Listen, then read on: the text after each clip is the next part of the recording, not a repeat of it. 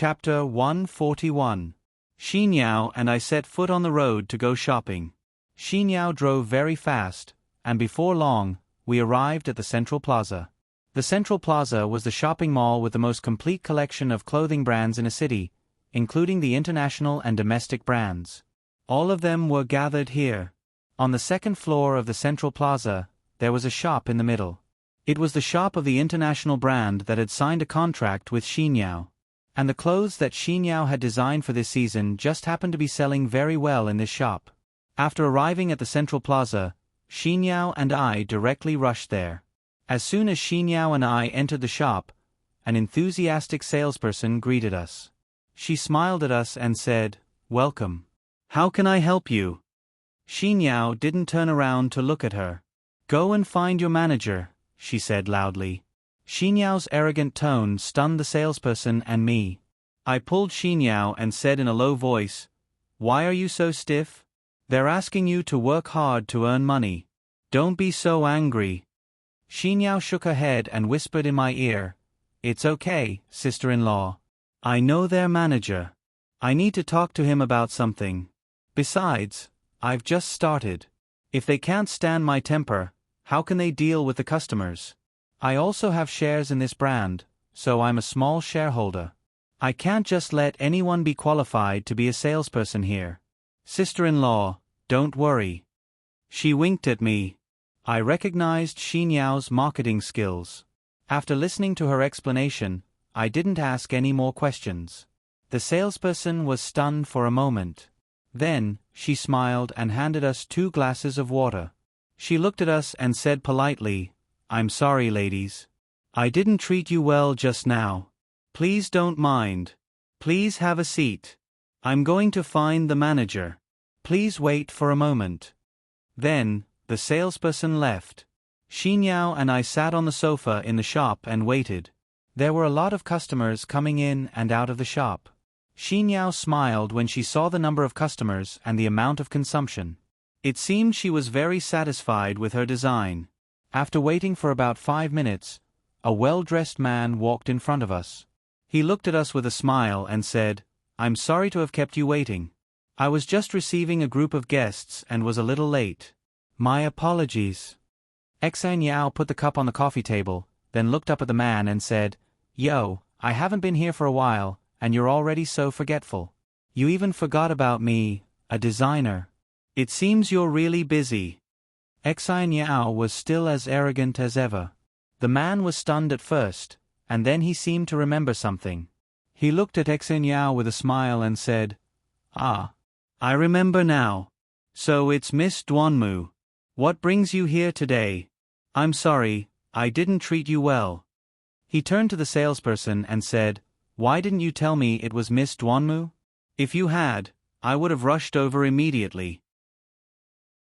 The salesperson looked like she wanted to say something, but then stopped. It was obvious she didn't know what was going on. Xinyao looked at the salesperson, then turned to the manager and said, "That's enough. You don't have to say anything. I'm looking for you for business." Xinyao stood up and looked around. Then she asked, "What about this season's new products? Where are they? Bring them all to me. My sister-in-law wants to pick." Okay. I'll go right away." Then the manager turned and left with the salesperson. Xinyao sat down and picked up the cup of water. I looked at Xinyao and said, "You're too strict. I prefer when you're with me. You're gentle and cute. I'm not used to your strict attitude." Xinyao pouted at me and said, "Sister-in-law, don't laugh at me. I treat my family members very gently, and I treat my friends very seriously. But when it comes to my colleagues and work, I must be strict. I don't believe that any of my colleagues will do their best. If they don't do their best, then the one who loses the most will be me. I don't want the clothes that I design to be pointed at and criticized by the buyers who come to patronize me." "Then I understand. You want to save face." I immediately guessed Xinyao's thoughts. Xinyao shook her head vigorously, her face flushed red as she said, "That's not it, sister-in-law. I'm telling you the truth. I've gone to a shop in another city several times, pretending to be a buyer. I've really found a lot of problems. Some are problems with the attitude of the shop assistants, some are problems with the inventory, and it's all a mess. There are too many problems. I've summed them all up and dealt with them. This can be considered a private visit. That's a sort of private investigation. Don't you think you're doing something superfluous? You're tiring yourself out. You have to do everything yourself. Don't you think you're tired? I stroked Xai Niao's hair and looked at her worriedly. Xai Niao winked at me and smiled happily. It seemed that in her eyes, there was no room for carelessness when it came to work. What the hell are you guys doing? While Xiniao and I were chatting enthusiastically, we heard a woman's shout from behind us. Xiniao and I put down the glass of water and turned around to take a look. It just so happened that we saw a 40-year-old woman throwing a piece of clothing from the shop to the ground and ruthlessly stomping on it a few times with her feet. I glanced at Xai Niao. She was tightly gripping her glass. It was clear that she was very angry.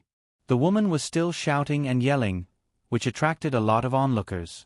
The store manager also rushed over to understand the situation. Xai Niao and I were standing not too far away. We could see that the woman's attitude was very bad. She kept yelling at the store manager and didn't stop stomping on the clothing. From time to time, she would stomp on it a few more times. Seeing that the woman wasn't done, Xai Niao couldn't take it anymore. She picked up her wine glass and threw it in the woman's direction. It heavily smashed next to the woman's feet. The woman didn't have time to dodge and was startled. She looked at us and shouted, Who? Get out here for this old lady. Who gave you face? You dare to throw something at me? Xai Niao sneered and walked towards her. Xai Niao was 10 centimeters taller than the woman. In terms of momentum, she had already suppressed the woman. Xai Niao walked in front of the woman and looked her up and down. She shook her head and crossed her arms. I threw it. What are you going to do about it? Xai Niao had already angered the woman. The woman pointed at Xai Niao and said, You. What do you want to do? I'm telling you, don't be so shameless. Be careful or I won't be polite to you. Don't think that I can't beat you just because you're taller than me. Chapter 142. Xiniao sneered and looked at the clothes that were still on the ground. She bent down and picked it up. She patted the clothes and looked at the woman and said, I don't want to do anything. You are disturbing this young Mrs. ears by shouting and yelling. The woman seemed to understand after hearing Xiniao's words. She looked at Xiniao and said, I thought it was something else. So it's this. Since you don't want to listen, you can plug your ears. The woman glared at Xiniao. Xiniao looked at the woman and said, That doesn't matter. But you, why did you step on such a beautiful dress? It has nothing to do with you. Who do you think you are? You're just a little girl. You haven't even grown out your hair yet. Since when did you have the right to yell at me? Get the hell back home. The woman glared fiercely at Xiniao. I knew the situation wasn't good, so I secretly told Suri about it through WeChat. Suri replied that he would be there soon. Only then did I calm down a bit. The store manager walked over to Xiniao and whispered into Xiniao's ear, Miss Duanmu, let me take care of this. It won't be good if she gets angry and hurts you. Xiniao shook her head and looked at the woman. No need. I won't spoil someone who doesn't respect my design. You go and clear the crowd of onlookers. The manager nodded and dismissed the crowd of onlookers. Xiniao looked up at the woman and said, It doesn't matter who I am. Don't you want to solve the problem now? Let's solve it one by one. First, tell me why you stepped on this dress. Xiniao held the dress in front of the woman.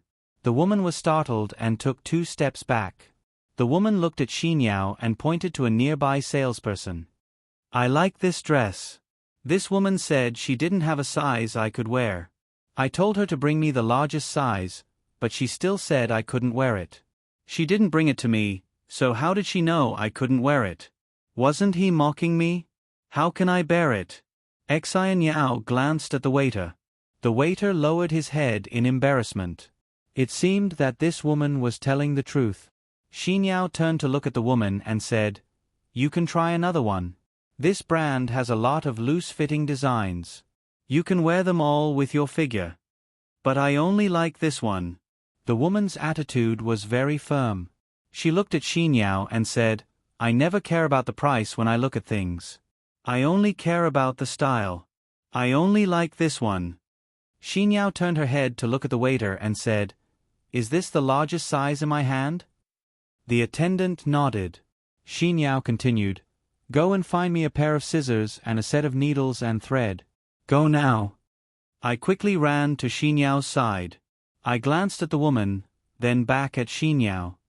"Little Xiniao, you're not thinking of changing your clothes right here, are you?" Hearing my question, the woman also looked at Xiniao. "What? You want to change it? I didn't say I wanted this dress. You guys better watch carefully. She wants to change it herself. If you ruin it, I won't be responsible for paying for it." The waiter handed over a pair of scissors and a needle and thread. Xiniao took the clothes to the tea table and began to change them. The woman seemed worried and wanted to go over to take a look, but was stopped by me. I said to her, "It's best if you don't disturb Xiniao's work. She doesn't like to be disturbed when she's working. If there's anything wrong with the changes, you'll have to bear the responsibility." Hearing me say that, the woman was scared and stood to the side, watching from a distance. While Xiniao was busy, Suri ran in through the door. I looked up and saw him. He walked over to me. Because of this, a lot of people had gathered at the door. Everyone was looking at Xiniao, waiting to see how Xiniao would change the dress. Suri looked at the scene. He walked over to me and whispered, "Young lady, I've heard everything from you.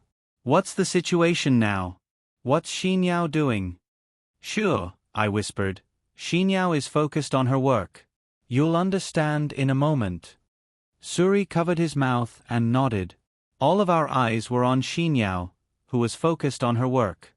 Looking at Xiniao's figure, Suri whispered in my ear, "This is the first time I've seen Xiniao work so hard.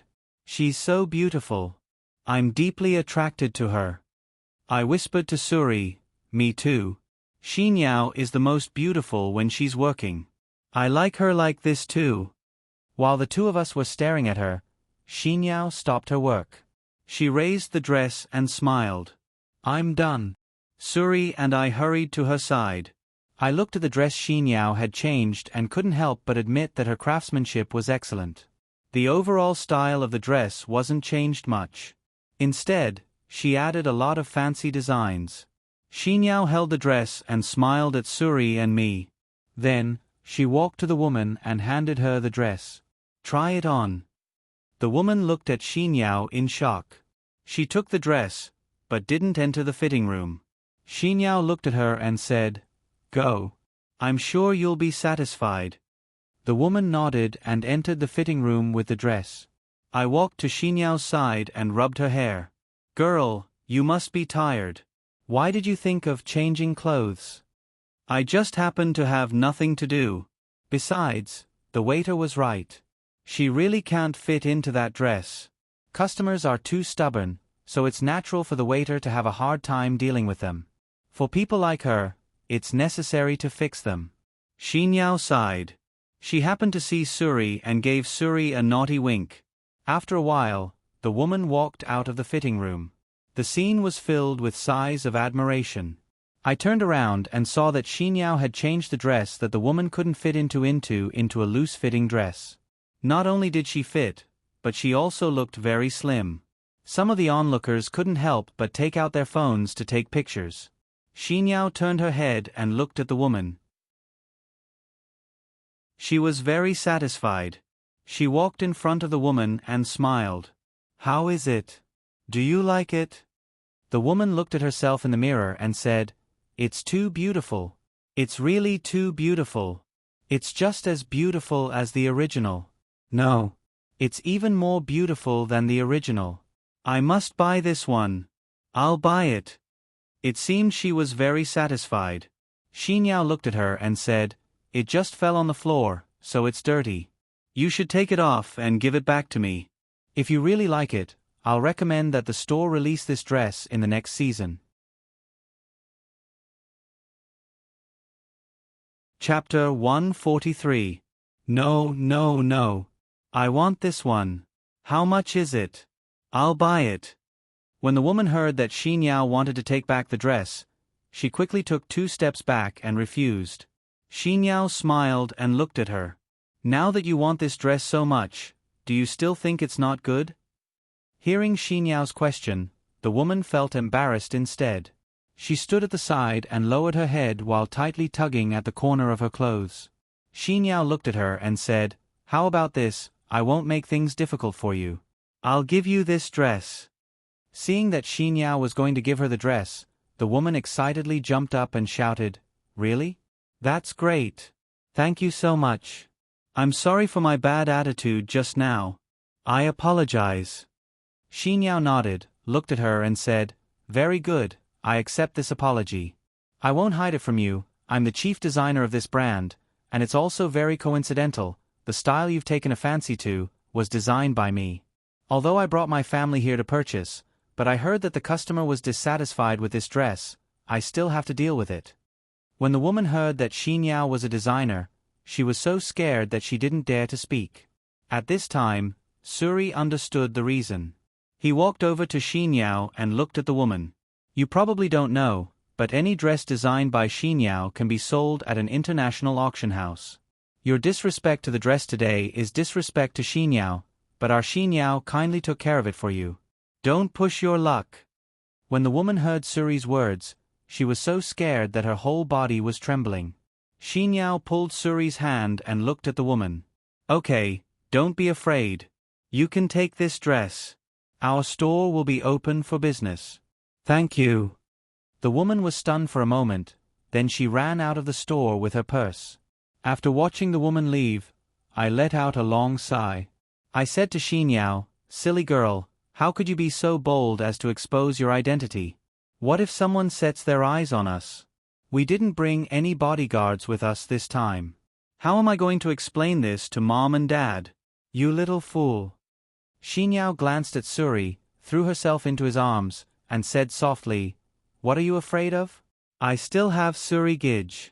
Having Gij Suri to protect me is enough. Gij Suri treats me the best. He won't let me get hurt, right?"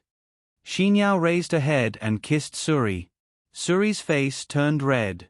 He leaned close to Xinyao's ear and said softly, "What are you doing? There are so many people here, it's not good to see." Suri's eyes wandered. He was still a young and inexperienced child. I looked at the two of them loving each other and felt very happy. I smiled at them and said, "You too, can't you consider the feelings of a soon-to-be single person? Why do you have to show off your love in front of me and let me see it?" Xinyao and Suri let go of each other's hands and looked at me with an embarrassed smile. The 3 of us went to Xinyao's shop and chose 2 sets of clothes. They were both chosen by Xinyao for me, and they were indeed very beautiful. After walking through the shop, we decided to look at the shoes. As we walked, I felt like someone was following us, but I couldn't be sure. Xinyao probably didn't notice. As we walked, she talked the whole way. I turned to Suri and said softly, "Suri, do you feel like something's not right?" Suri didn't look at me. He lowered his voice and said, "Big miss, you also felt it? I can't be sure who it is yet. Don't say anything. Pretend that you and Xinyao go into the same shop. I'll find an opportunity to go around and check it out." "Okay." Coincidentally, we passed by a shop.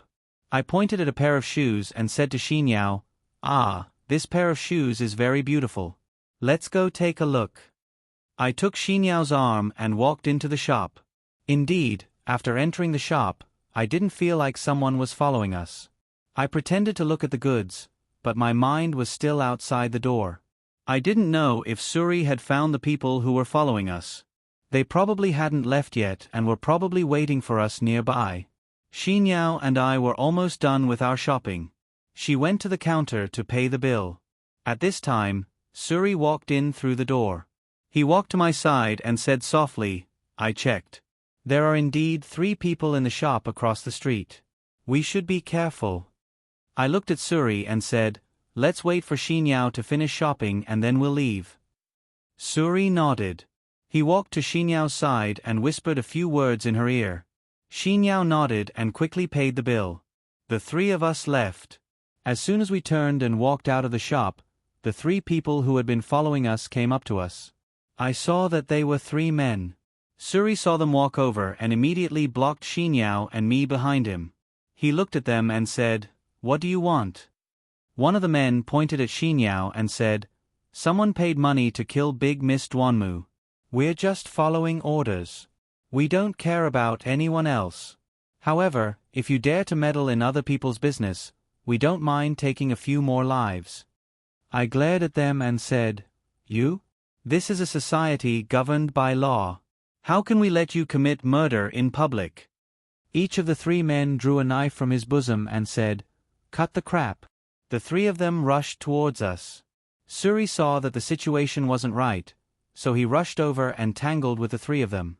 Since all 3 of them had weapons in their hands, I was afraid that they would hurt us. I pulled Xinyao and hid in a corner. After all, their target was Xinyao. I had to protect Xinyao first. I looked at Suri. It was already very difficult for him to fight against 3 people, but Suri didn't give them a chance to get close to us. It was obvious that he was doing his best to protect us. Suri's strength was running out, but I didn't know what to do. There were many people surrounding us, but no one was willing to help him. "Big brother Suri!" Xinyao shouted as she looked at Suri. I turned around and saw that Suri's arm had been cut by a knife. Blood was flowing out. I covered my mouth and looked at Suri, worried. At this moment, another knife cut Suri's arm. Suri! I was really worried about Suri, but I was also afraid that Xinyao would be in danger if she was alone. While I didn't know what to do, I heard Suri shout. He shouted in our direction, "Big Miss! Xinyao! Be careful!" I came back to my senses and saw that Suri had many wounds on his body. Chapter 144. He was lying on the ground. Although he was tightly hugging one person, the other 2 people were still rushing towards us. I couldn't care less about that. I held Xinyao tightly in my arms. No matter what, I couldn't let her get hurt. I had already made all the preparations, prepared for anything bad. I hugged Xinyao tightly and closed my eyes. Just as I felt the air condense, I didn't get hurt like I expected. I slowly opened my eyes and saw a figure standing in front of me. The 2 people who were rushing towards us had already fallen to the ground. The figure looked familiar, but also unfamiliar. I patted Xinyao's shoulder and said, "It's okay. It's okay now." Xinyao sat up in my arms and turned to look at Suri, who was still on the ground. She ran over and hugged him, crying loudly. "Suri, Gidge, how are you? Are you okay?" "Suri, Gidge, I'm sorry. It's all because of me that you got so many injuries. I'll take you to the hospital now." Xinyao struggled to support Suri and took him out of the shopping mall. I also stood up and looked at the man standing in front of me. Thank you for helping me. "Thank you very much," I said softly. The man turned around and glanced at me. I took 2 steps back in surprise. It was none other than Duanmu, Quebec. He was carrying a lot of shopping bags in his hands. I glanced at them and saw that they were all women's brands. Although I was a little surprised, compared to this, I was more confused about why he would appear in this place. Duanmu K turned his head and looked at the 2 people who were struggling to get up from the ground. Before they could get up, Duanmu K kicked them back to the ground. Duanmu K looked at them fiercely and said, "Speak. Who the hell sent you here?" The 2 of them didn't open their mouths and continued to lie on the ground. Their bodies were filthy. The other person saw the opportunity and prepared to run away. Duanmu K casually took out a shopping bag and threw it directly at him. It directly hit him on the head, and that person immediately fell to the ground. "Ah! My Dior! Duanmu, Gidge, how could you throw my Dior?" I spent a lot of effort to buy it. Fortunately, it didn't break. I heard a familiar voice. A girl walked out of the crowd. It was none other than Yu Xian. Yu Xian walked in front of the person who had fallen to the ground. She picked up the shopping bag and patted the dust off it. She pouted at Duanmu Ke, looking unhappy. It turned out that the two of them were also here to shop. Yu Xian hugged the shopping bag and walked in front of me. She held Duanmu Ke's arm and leaned on his shoulder. She looked at me and said, "What a coincidence, you're here too." She looked at the shopping bag next to me and said, "Looks like you bought a lot." I looked at Yu Xian and didn't say anything. I smiled at them and said, "Thank you. Thank you for helping us out. I'm really grateful. I won't disturb you anymore. I have to go check on Xinyao and Suri." I bent down to pick up the shopping bags scattered on the ground and gestured to them.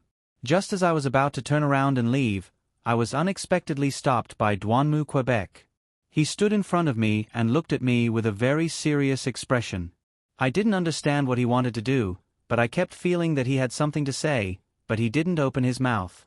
I didn't ask too much, so I just waited to see what he wanted to do. Duanmu Ke turns his head to look at those men and says, "I'll give you guys one last chance. Who exactly arranged for you guys to assassinate Duanmu Xinyao? If you dare to speak a single lie, I'll immediately deal with you." Duanmu Ke's words were threatening. The three men looked at each other. One of the men looked at Duanmu Ke and said, "Company B sent us here. They said that Duanmu Xinyao's designs have completely hindered the development of Company B's clothing brand in a city. They want us to get rid of this thorn in their side. That way, Company B's clothing brand will become a hot-selling brand in a city." "You're really ruthless. I've already called the police, so you don't have to think about running away. Before the police arrive, you won't be able to walk out of this mall. I've already sent people to seal this mall. Only when you're taken away by the police will it return to normal. Fortunately, it's not a big deal. Just treat those few kicks as a lesson to you. Not everyone can touch my Duanmu Ke's sister."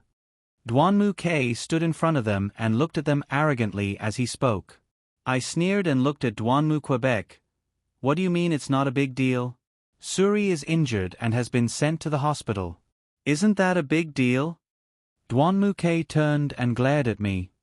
"Cold glaze, I'm trying to help you. You'd better think carefully before you speak. Otherwise, don't blame me for not caring about this matter." I looked at Duanmu Quebec. His heart had become abnormally cold. I looked at him and said, "You've completely disappointed me. I thank you for saving us. I really do thank you from the bottom of my heart. However, I can't tolerate you ignoring the pain that Suri has caused himself by risking his life to protect us." While the two of us were arguing, the surrounding crowd didn't understand why we were doing this. I heard voices from the crowd. One person said, "What's going on? Why can't I understand? Isn't that man Duanmu's eldest son, young Master K? Isn't that woman Duanmu Ke's wife and the eldest daughter of Red Minghui? Aren't they husband and wife? Why does their conversation sound so official? That's right. I heard that the two of them are getting a divorce. Is that woman next to them a mistress? No way. Then this is too shocking. The mistress and the wife have a direct confrontation. Hurry up and take a photo." Listening to the noisy discussion around us, I felt very uncomfortable. I felt like a clown being ridiculed here. I looked up at Duanmu Ke and smiled. "Let's not talk about this anymore. If you have something to say, let's talk at home. It's not convenient to talk here." I took the things and walked past Duanmu Quebec. I felt very uncomfortable. I didn't know when it started. The two of us used to be so in love, but now, whenever we saw each other, we would argue and even fight. My heart was in pain, and I didn't know how to face it. As soon as I took 2 steps, Duanmu Ke grabbed my arm. Before I could react, Duanmu Ke had already pressed me against the wall. He looked at me and reached out to hold my chin. His face moved closer, and in front of everyone, he kissed me deeply on the lips.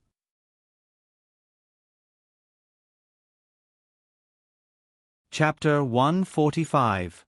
I used all my strength to push Duanmu-K away, but he held me tightly in his arms and I couldn't move. After a while, Duanmu-K raised his head and opened his eyes to look at me. He touched my face and I couldn't read his eyes.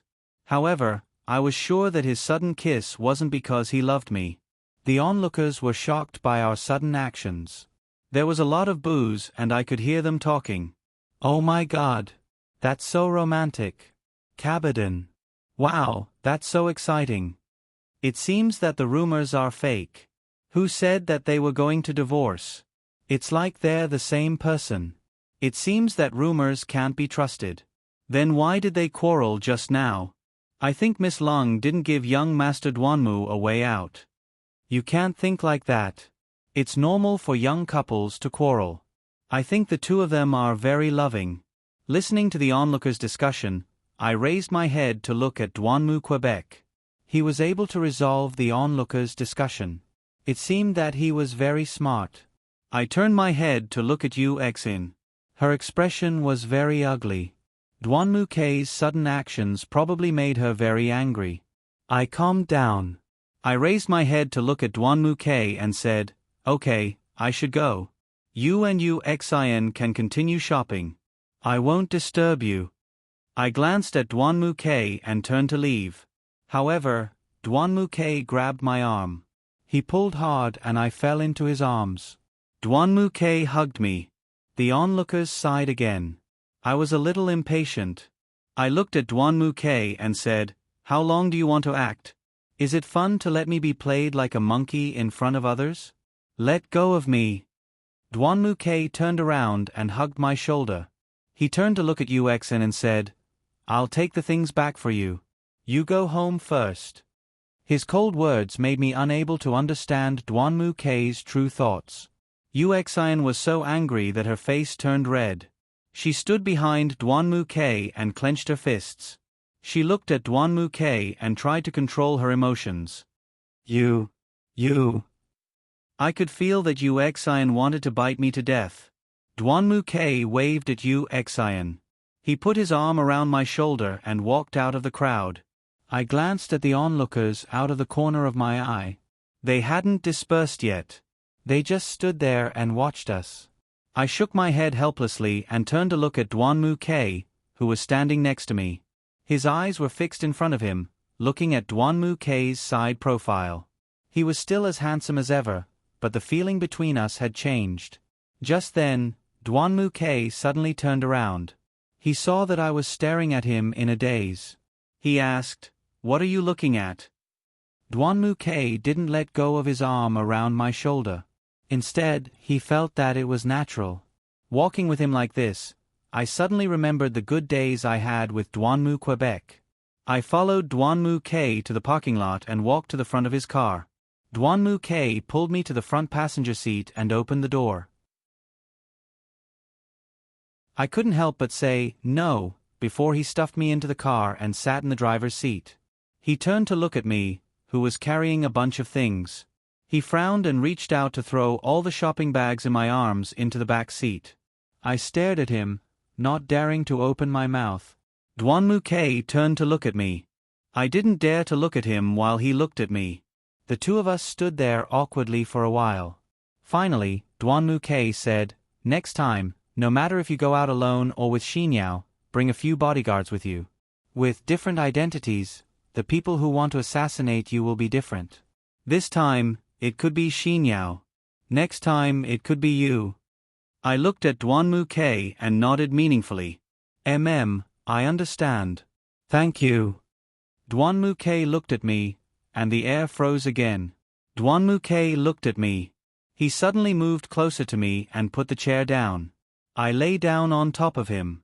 His face was only a few centimeters away from mine. I blushed instantly. I didn't know what to do, and I didn't dare to look at him. My eyes kept wandering. Duanmu-K reached out and lifted my chin. He looked at me and said, "Don't move." Hearing him say that, I actually didn't move. I looked at Duanmu-K and said, "What are you doing?" "We're in the parking lot. Hurry up and get up." Duanmu K sneered and lowered his head to kiss my lips. I widened my eyes and pushed Duanmu K's shoulders with all my might, but I couldn't push him away at all. Duanmu K kissed my lips and his hand reached into my shirt, slowly moving upwards. I grabbed his hand tightly, but I couldn't fight against his strength. My eyes were filled with tears as Duanmu K reached for my collar and unbuttoned my shirt. I grew more and more afraid. Helpless, I bit Duanmu K's lips with all my might. Ah! He stopped what he was doing and leaned beside me to wipe the corner of his mouth as he said softly, "You're really ruthless." I covered my chest with both hands and turned my head away from him. Duanmu K reached out his hand to touch my exposed stomach. I quickly grabbed his hand and looked at him. "Let go of me," I said. Duanmu K was stunned for a moment. Then, he pulled his hand away from my body. He looked at me and said, "Are you that scared of what I'll do to you?" I tried to cover my chest and turned away. "It's not that I'm scared, it's that I don't want to." I touched my belly gently. I didn't know if I had scared the baby inside. Suddenly, I felt as if Duanmu K was lying next to me. He said softly, "Don't be scared." I said, "I won't touch you. I just want to lean on you for a while." Duanmu K put his arm around me. I didn't resist. I could feel Duanmu K leaning on my shoulder. He just hugged me gently. It was very quiet. Gradually, my eyelids became heavier and heavier. Unknowingly, I fell asleep. This sleep was very deep. Perhaps it was because my body was still very weak and I had been frightened. It wasn't easy for me to relax my mind, so I naturally fell asleep. I didn't know how long I slept. When I woke up, I was lying on a bed. However, it wasn't Duanmu K's bedroom, nor was it my own bedroom. Looking at the decoration style, it was very similar to Duanmu K's villa in the suburbs. I got up from the bed. My messy clothes were already put on. Just as I was thinking about how I got here, how I was lying on the bed, and who helped me put on my clothes, I heard Duanmu K's voice from outside the door.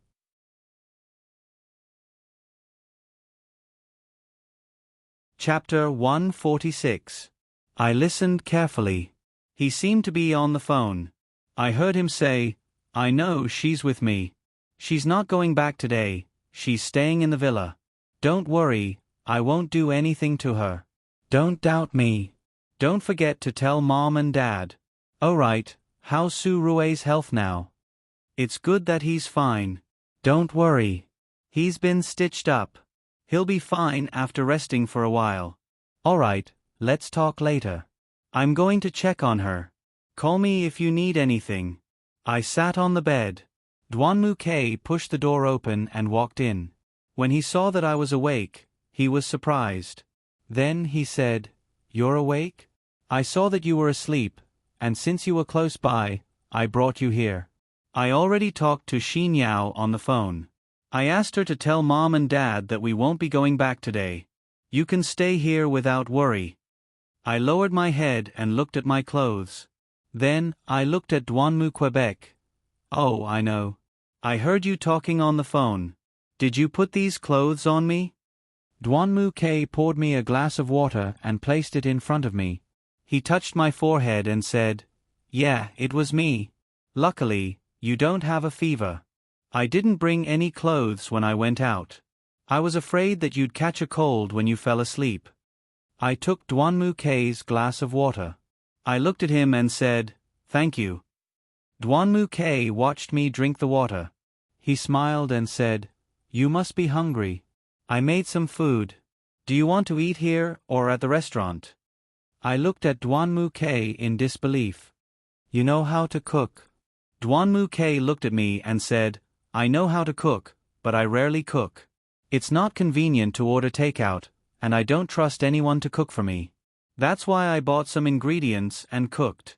I don't know if it's to your liking. I heard from Xinyao that your cooking is really good, and that you're a first-class chef. I feel a lot of pressure. If it's not good, please don't mind."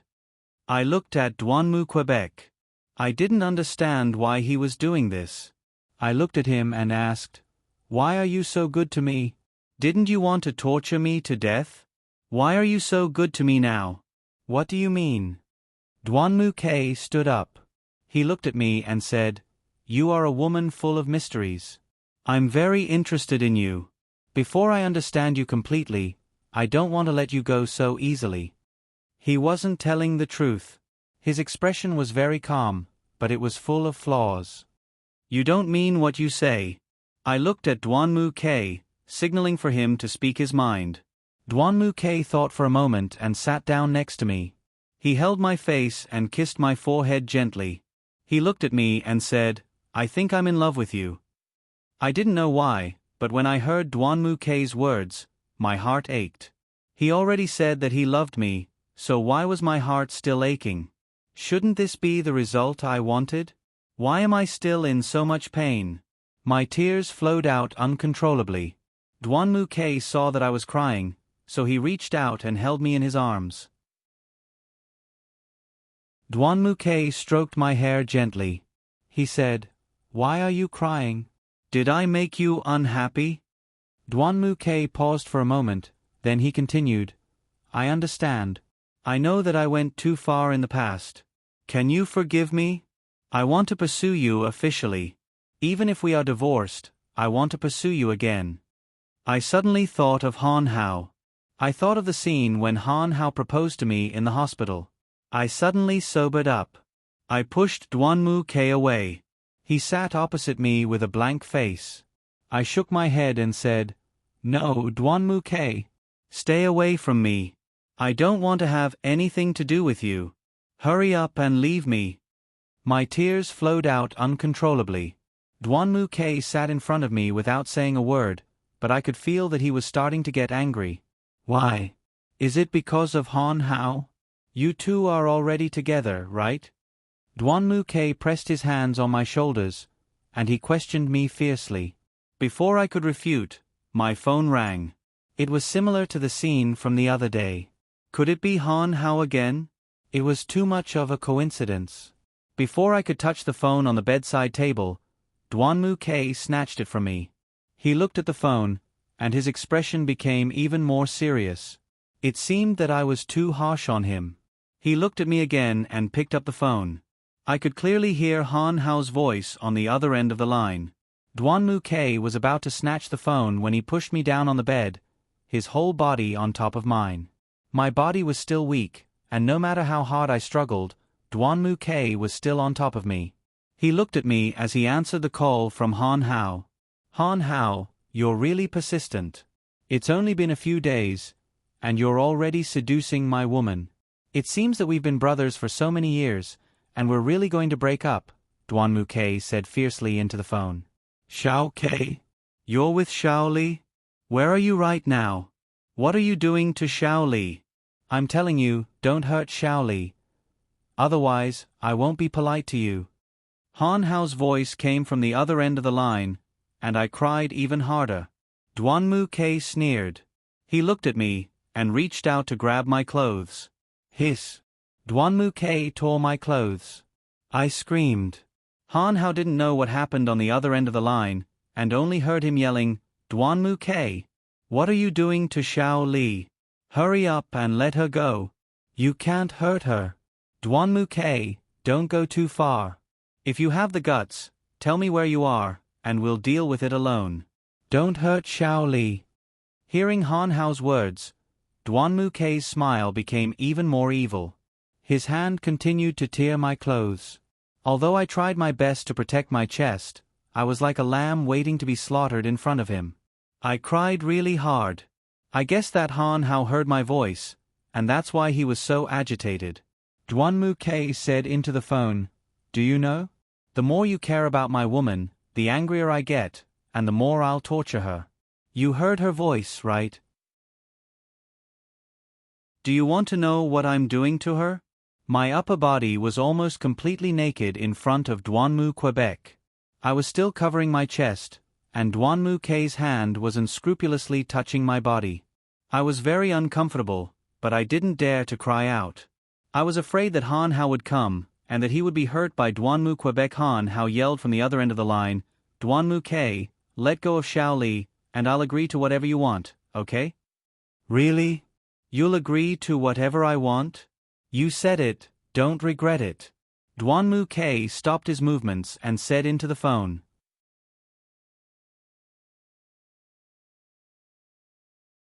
Chapter 147. Han Hao paused for a moment, then said, I don't regret it. As long as you let Xiaoli go, I'll agree to anything you ask of me. Duanmu K sneered. He looked at me, who was still under his body. He leaned forward and kissed me hard on the cheek. I dodged and pushed him away with all my might. Duanmu K looked at me and said, I didn't expect him to care about you that much. But what about you? Who do you care about? Is it me or him? Duanmu K's words caused me to freeze. I covered my chest with both hands and turned my head, not daring to look at Duanmu. Quebec. Tears were still flowing from the corners of my eyes. Han Hao seemed to understand something. He said through the phone, Xiao Ke, I told you, I'll listen to anything you say.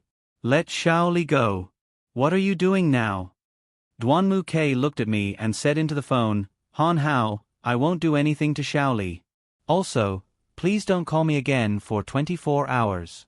Otherwise, the more you don't want anything to happen, the more I'll do something to her. Then Duanmu Ke was about to hang up. I heard the other side of the phone yell, Wait, Xiao Ke. Wait, Xiao Ke. Don't hang up. Duanmu Ke asked doubtfully, What else do you want? Han Hao lowered his voice and said softly, Can you let me talk to Xiaoli? Just for a moment. Duanmu Ke looked at me and sneered. He handed me the phone and said, Here, Han Hao wants to talk to you. I turned my head and took the phone. My tears couldn't stop flowing. I took the phone and held back my tears. With a sobbing voice, I said to Han Hao, don't worry. I'm fine. Don't worry. Han Hao paused. I heard him say softly, Xiaoli, don't cry. I might not be able to call you for a while. You have to be good and protect yourself. Xiao Ke already promised me that he won't do anything to you. If he does bully you, tell me. I'll fight him with my life. I nodded and said into the phone, I know. I'll protect myself. You too. Before I could finish, Duanmu Ke snatched the phone from my hand and hung up impatiently. He looked at me and said, If you want to show off your love, do it when we meet. Don't be all lovey-dovey in front of me. You're still lying on my bed. Don't you know that? I looked at Duanmu Ke and didn't look at him anymore.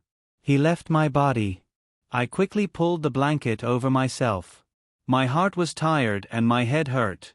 I listened to Duanmu Ke's footsteps. It seemed he had left the bedroom. I let out a sigh of relief. It was like a nightmare. There was sweetness and fear.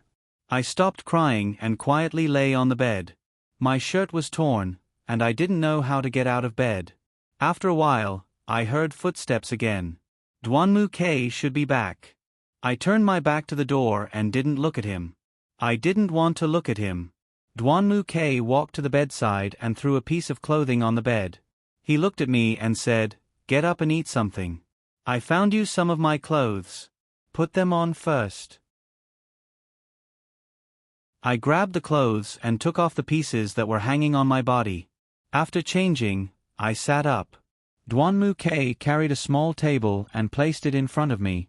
Then, he placed the dishes on the table. Although the plates weren't big, each dish was exquisite. It seemed Duanmu Ke's cooking wasn't bad. He handed me a pair of chopsticks and said, Eat. I don't know if it suits your appetite. If it doesn't, I'll find someone to make it for you. I lowered my head and ate. Duanmu Ke kept putting food into my bowl. I could feel his eyes on me, but I kept my head down and didn't dare to look at him. I carefully tasted Duanmu Ke's food. It tasted good. Although I didn't have a big appetite, I felt like I had eaten a lot.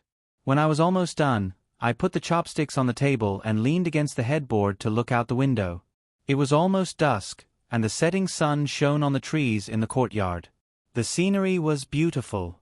Duanmu Ke saw that I had finished eating, so he moved the small table downstairs. I could vaguely hear the noise downstairs. Thinking about how a young master like Duan Mu Ke would never do such crude household chores, it was hard to imagine what kind of scene it would be. Looking at the scenery outside the window, I wanted to go out for a walk. I lifted the blanket and got off the bed. I grabbed one of his jackets and put it on. When I walked out of the bedroom and reached the staircase, I saw Duan Mu Ke coming upstairs with a plate of fruit. We looked at each other. He was stunned at first, then asked softly, "What do you want to do?" I looked at him and answered, "I want to take a walk in the courtyard. I've been lying down for a long time. I want to take a walk." Duan Mu Ke looked at me and held out his hand. "Let's go. I'll go with you." I looked at Duan Mu Ke's outstretched hand. At first, I hesitated, but in the end, I reached out and put my hand on his. Duan Mu Ke held my hand, and I slowly walked towards him. This feeling was just like when he had married me. Duan Mu Ke held a plate of fruit in one hand and pulled me with the other. He was afraid that I would lose my balance and fall. The two of us walked out of the room and into the front yard. The afterglow of the setting sun had yet to disperse, and the fragrance of the flowers in the yard wafted over. It was the same scene as when I had been here before. There was a swing in the corner of the yard, which I had requested to be designed. I walked over. Although I had built it, I hadn't played here for a long time. Duan Mu Ke could tell what I was thinking. He put the plate of fruit on the stone table and looked at me. "Do you want to play?" I turned to look at Duan Mu Quebec. I thought for a moment, then nodded. Duan Mu Ke held my hand and helped me onto the swing. I tightly held onto the hemp rope on both sides of the swing. Duan Mu Ke gently pushed my back, and I swung. Although the swing was small, I was very happy. It was as if I had returned to the time when I was young. I couldn't help but smile, and I was very happy. Duan Mu Ke saw me smile, and his face broke into a smile as well. It was a smile that I hadn't seen in a long time. It was a smile that was different from his usual cold and evil smile. It was a smile that came from the bottom of his heart. I turned to look at Duan Mu Ke, and I felt a little shy. "Thank you," I whispered. Duan Mu Ke stopped what he was doing. He reached out and hugged me from behind. It's a very strange feeling. I don't know why, but I really want to see you smile. Your smile is more beautiful than the flowers in this yard. But every time you show me an expression of fear, disappointment, and helplessness.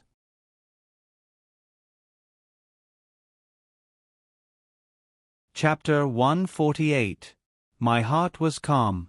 I whispered to Duan Mu Ke, "You're not who you used to be. I'm scared when I see you. That's why I've been avoiding you. I don't want to have any more conflicts with you.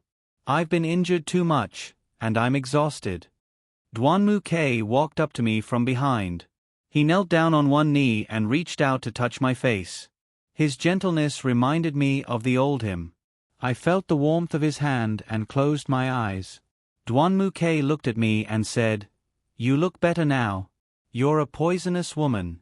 I can't help but have feelings for you. Shaoli, don't leave me." Hearing Duan Mu Ke's words, I opened my eyes and put down his hand. I looked at him and said, "You're suddenly so gentle because you don't want me to divorce you, right?" Duan Mu Ke looked at me and said, "You think too much. I really don't want to divorce you. I really have feelings for you." I stood up from the swing and looked at him. "Forget it. Let's just get a normal divorce.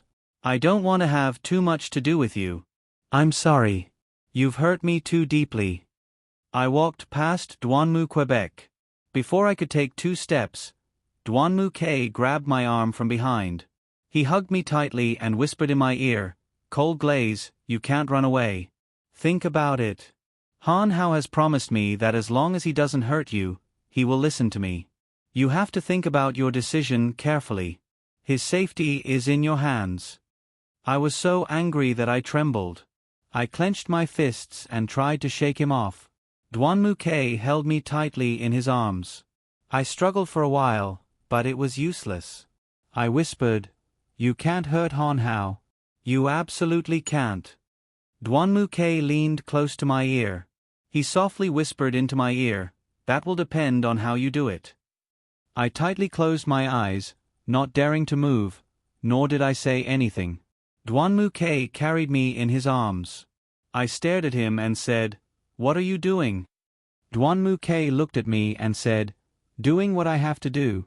Before I could say anything, Duanmu-Ke carried me to the house. I didn't dare to move. I was afraid that if I accidentally fell, I would hurt the baby. I had to act according to the situation. I hoped that nothing would happen between us. If I lost the baby because of this, I would be in a lot of pain. Duanmu-Ke carried me upstairs and into the bedroom. He placed me on the bed. I subconsciously covered my chest with my hands. He sat on the edge of the bed and looked at me. He gently stroked my hair, his eyes filled with love.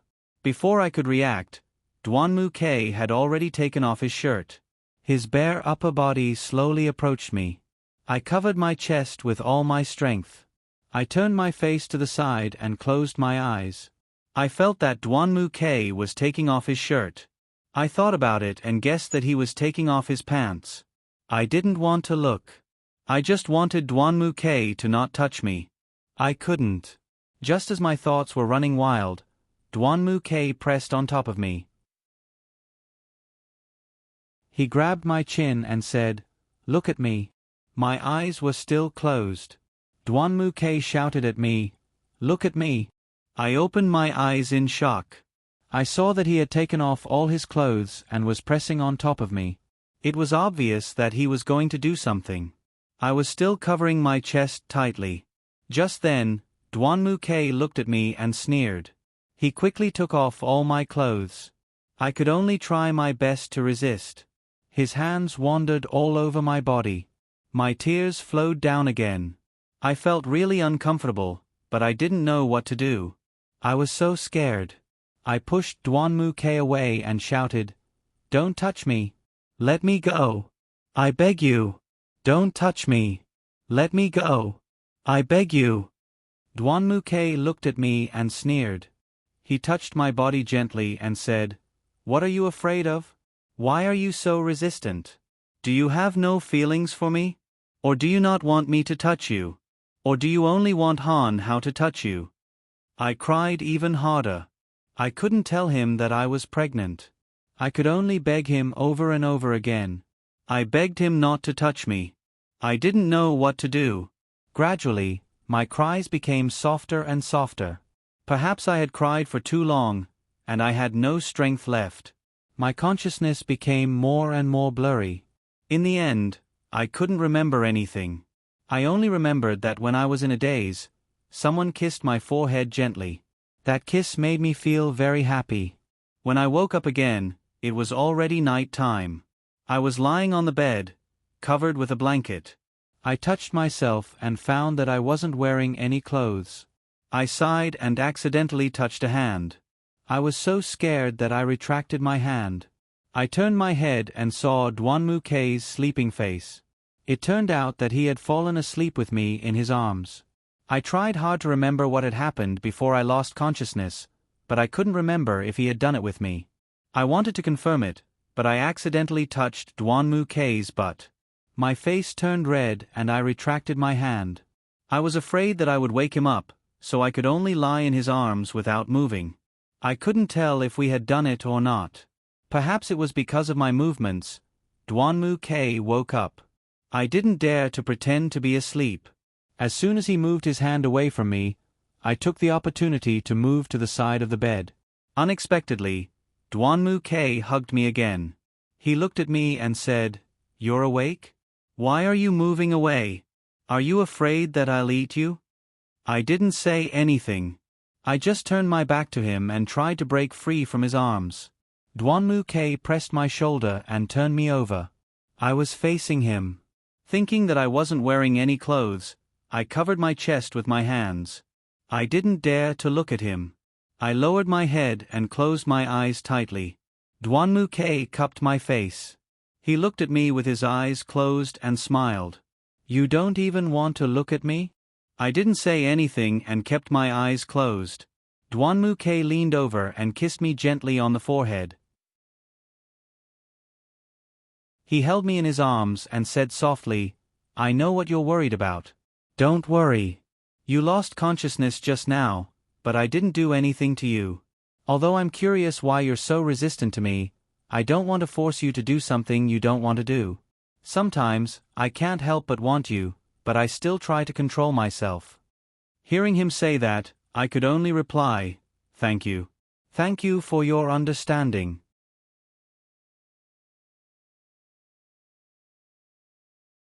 Chapter 149. Duanmu K and I had a peaceful night. We lay on the bed and talked for a long time. He told me a lot of things about himself, things that I had never understood before. Suddenly, I felt that Duanmu K was very talkative and wasn't as cold as usual. He hugged me in his arms the whole night. I felt his warmth, and my fear was gone. Instead, I felt very calm. From time to time, I would think how good it would be if Duanmu K could always be like this. The two of us talked until late at night. Unknowingly, the two of us fell asleep in each other's arms. I slept soundly that night. Although I wasn't wearing anything, Duanmu K was like a teacher. He didn't do anything to me. He just held me in his arms and patted me gently to coax me to sleep. Just like the beginning, perhaps deep down in my heart, I still loved him. I slept very deeply that night. When I woke up, it was already the next morning. The moment I opened my eyes, Duanmu K leaned close to me and kissed my forehead gently. I was stunned by his sudden kiss. I stared blankly in his arms. Duanmu K caressed my face gently and kissed it again. Then, he got up from the bed and left the bedroom wearing only a bathrobe. I turned around and saw the clothes that had been thrown aside because of what happened yesterday. I shook my head helplessly. I wrapped myself in the blanket and got out of bed. I put on the clothes and looked at the messy bedroom. I decided to tidy it up and stretch my body. It wasn't good to lie on the bed all the time. I didn't want to care about what Duanmu K was doing. It felt like we had returned to the days when we were just the two of us. I was touched. I was touched that I could still feel the warmth of the past even though there were less than 4 days left. When the bedroom was almost tidied up, I turned and walked into the bathroom. After washing up, I looked at myself in the mirror. I obviously looked haggard. It seemed that my body was still weak. My complexion didn't look good either. I was very pale, and my lips didn't have any color. My stomach rumbled. It seemed that I was hungry. It was rare for me to have an appetite, but then I remembered that the villa might not have any ingredients. I didn't know what to do for breakfast. I sighed and turned my head. I saw Duanmu K standing at the door. I was shocked and took 2 steps back. I looked at him with a frightened face. Duanmu K looked at me and smiled. "You must be hungry. I can hear your stomach protesting." He pointed at my stomach. I suddenly felt a little embarrassed. I turned my head to the side, not wanting to look at him. Duanmu K walked in front of me. He took my hand and led me out of the bathroom. We walked downstairs. As we walked, he said, "I've prepared some simple food. Eat it first. If you're not full, we'll go out to eat." Duanmu K pulled me to the dining room. He had already prepared a table full of food. There was soy milk, youtiao, steamed buns, and mixed vegetables. But it was obvious that he hadn't made any of this. I glanced at the table and looked back at him. "You didn't make this, did you?" Duanmu K said, "Yeah, we don't have anything at home. I went to the market early this morning to buy it." I looked at the time and looked back at him. It's 9:30. The breakfast shop should have closed long ago. Duanmu K sighed. "All right, I can't hide anything from you. I woke up at 6 in the morning. I saw that you were sleeping soundly, so I wanted to make the porridge and wait for you to wake up for breakfast. But I found that we didn't even have rice at home. I saw that there was still time, so I drove to the market nearby to buy breakfast for you. I kept it in the incubator until you woke up. Eat it while it's hot. It won't taste good when it's cold." I couldn't control myself anymore. I shook off Duanmu K's hand. I stood in front of him and screamed at the top of my lungs. "Why are you so good to me? Why are you suddenly so gentle? I don't have any feelings for you anymore. Why do you give me hope and torture me? What are you thinking? Why do I not love you anymore? Why can't I let you go? Dwanmuke, tell me. Why is this happening? Why did we become like this? I couldn't stop my tears from flowing out. He didn't say anything. He just stood in front of me and looked at me quietly. Seeing that he didn't respond, I felt even worse. I reached out and slapped him. He didn't dodge. I took a step forward and looked at him. Why don't you dodge? We're going to divorce. Why do you still want to remarry me? What are you thinking? What do you want to change me into? Will you only be happy when you see me being tortured to death by you? Dwanmuke, it's over between us. We can't be together anymore. I felt as if all the resentment that I had accumulated over the past few days had exploded out in an instant. I didn't know if Dwanmuke was listening to me seriously.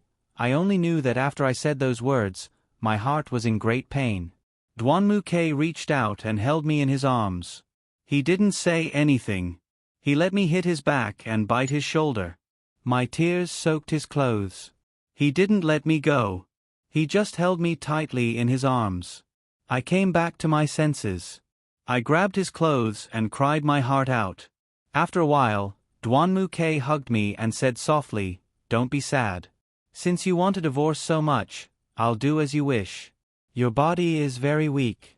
If you continue to be so emotional, it will affect your body." He just hugged me and comforted me softly. I leaned into his arms. That strange yet familiar feeling pierced my heart. Dwanmuke let go of me. He helped me sit down on a chair and put a bowl of soy milk in front of me. Then he looked at me and said, "Hurry up and eat breakfast. Don't starve yourself." He took a tissue and wiped the tears on my face. He patted my back gently and said, "Eat slowly. Don't worry. I bought a lot." I didn't dare to look at him because I didn't know how to face him. It turned out that no matter what a person turned into, whether they were a devil or an angel, as long as you loved them, you would never change your mind. The moment he said that he agreed to divorce, my heart was pierced. Was he disappointed too? I started to regret it. I regretted that I didn't insist on staying by his side. Instead, I pushed him away, and pushed him into someone else's arms. Dwanmuke sat opposite me and ate breakfast with me in silence. We didn't speak. I could see his face from the corner of my eye. His face was full of disappointment.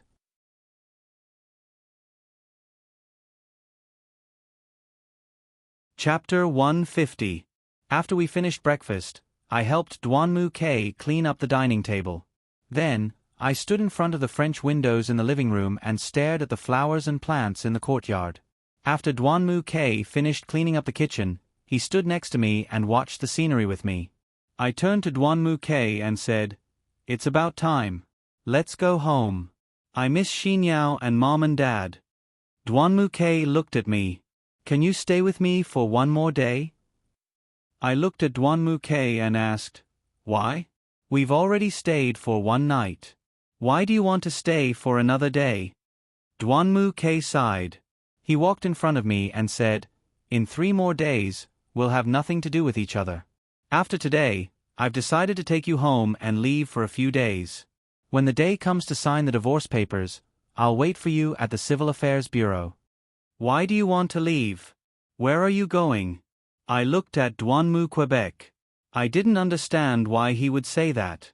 Dwanmuke reached out and gently stroked my hair. "I don't know how to face you anymore. Under my cold exterior, my heart is actually very weak. It's just that my identity and my family won't allow me to be weak. I can only fight with all my might. I don't know why I'm telling you this. I've never cherished any of the women around me.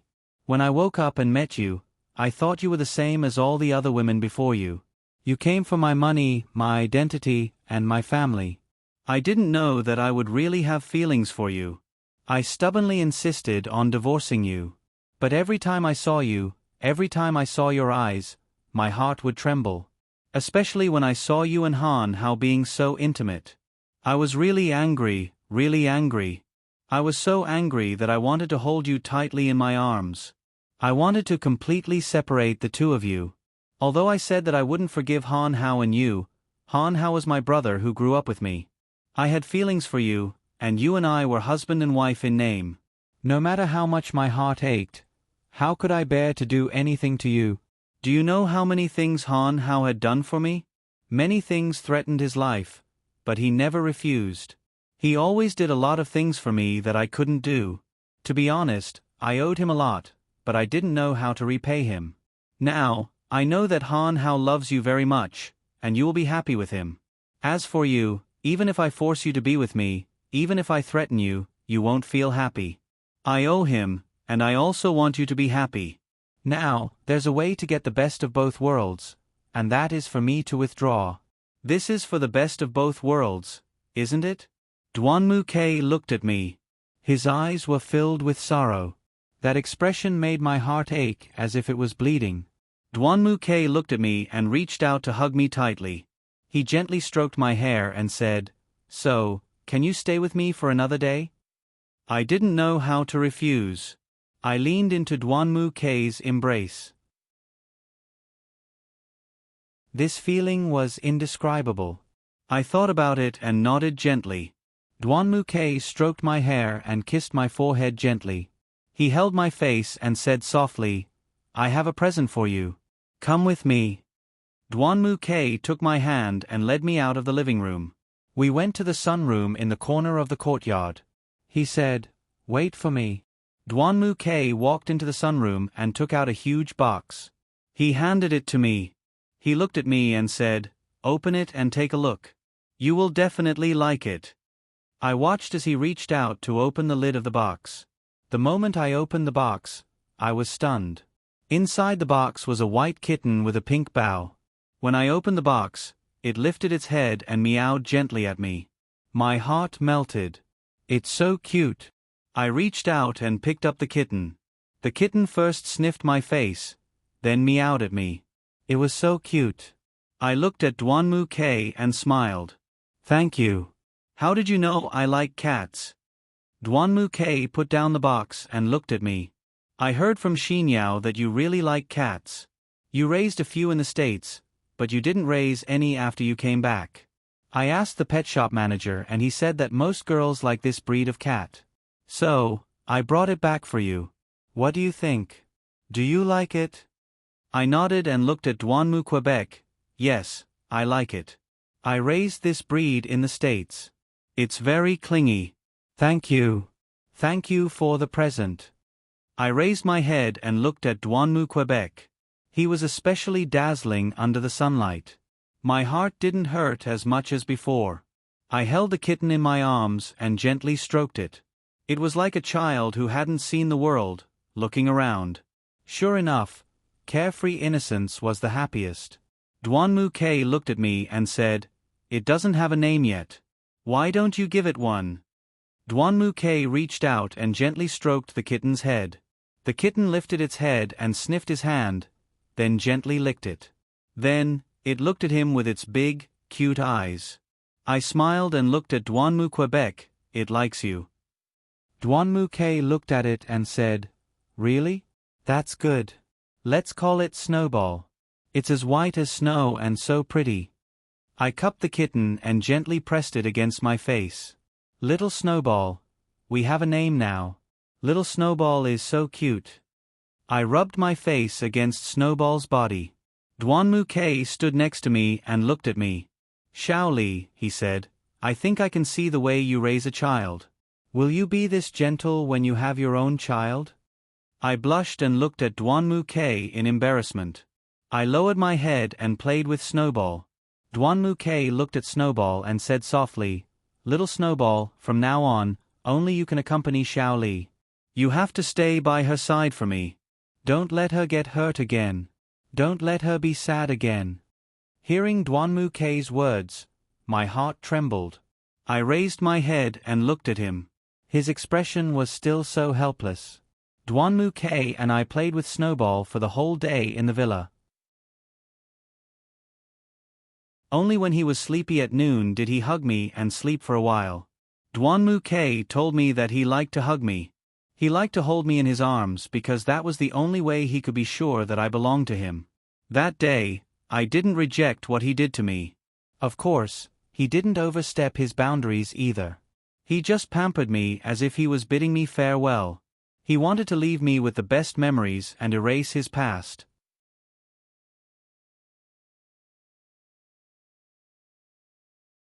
Chapter 151. At night, Duanmu K and I cooked dinner together. After we finished eating, Duanmu K and I cleaned up. Duanmu K said to me, "Let's go. We should head back. Han Hao should be waiting for you at the gate of your house in the city." I looked at Duanmu K and was stunned for a moment. Then, I nodded. Duanmu K looked at me and smiled. He held my hand and led me out of the villa, the house that used to belong to us. I got in Duanmu K's car and followed him home. On the way, neither of us spoke. He was calm, and so was I. We drove at a moderate speed and arrived at Duanmu K's house at the appointed time. Just as Duanmu K had said, there was a man standing at the gate. It was Han Hao. When he saw Duanmu K's car drive over, he walked towards us. However, he didn't go straight to the front passenger seat. Duanmu K parked the car and got out. He and Han Hao exchanged a few words. Then, Han Hao turned around and walked to the front passenger seat. He opened the door and helped me get out of the car. Duanmu K looked at me and Han Hao.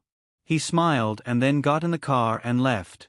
After watching Duanmu K leave, before I had time to react, Han Hao pulled me into his embrace. He hugged me very tightly. Han Hao whispered into my ear, "You're finally back. You're finally back by my side. Do you know how worried I was when you left me for the past few days? What did Xiao K do to you yesterday? Did he bully you? Did he hurt the baby? He doesn't know yet, does he? If he knew you were pregnant, he wouldn't have let you divorce him no matter what." I whispered to Han Hao, "No, he didn't do anything. He just regretted what he did to me. He regretted that he insisted on divorcing me.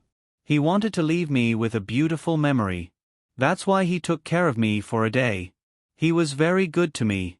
He didn't do anything to make things difficult for me. I just feel that he's very similar to how he was before he lost his memory." Han Hao put his hand on my shoulder and looked at me. "Are you tempted? You still have feelings for him in your heart." "I'm fine. No matter what decision you make, I will support you and stay by your side. This is the promise I made to you. I won't go back on my words. Xiaoli, don't worry. I'll always be by your side." Han Hao hugged me and gently kissed my forehead. I knew that this man would always be by my side.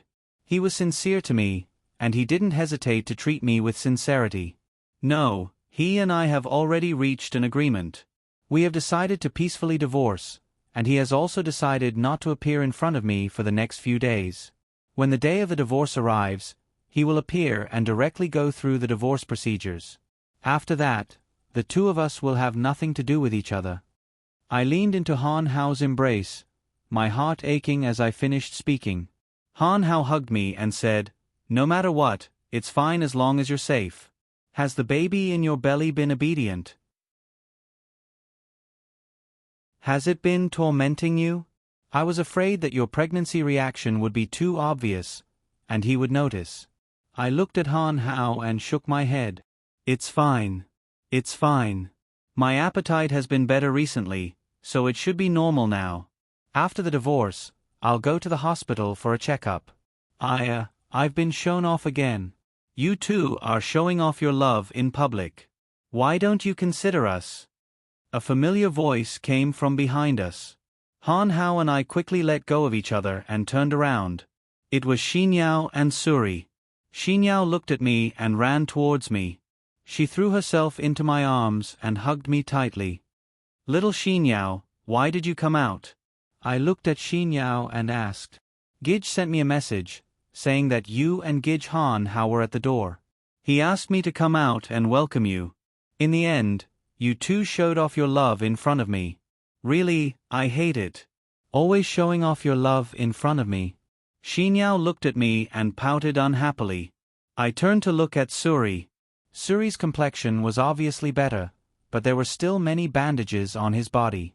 I looked at Suri and asked, Suri, how are you? Are your wounds better?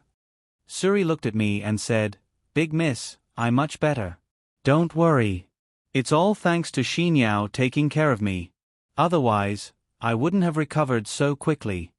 Suri smiled at me. Xinyao let go of me and turned to look at Suri.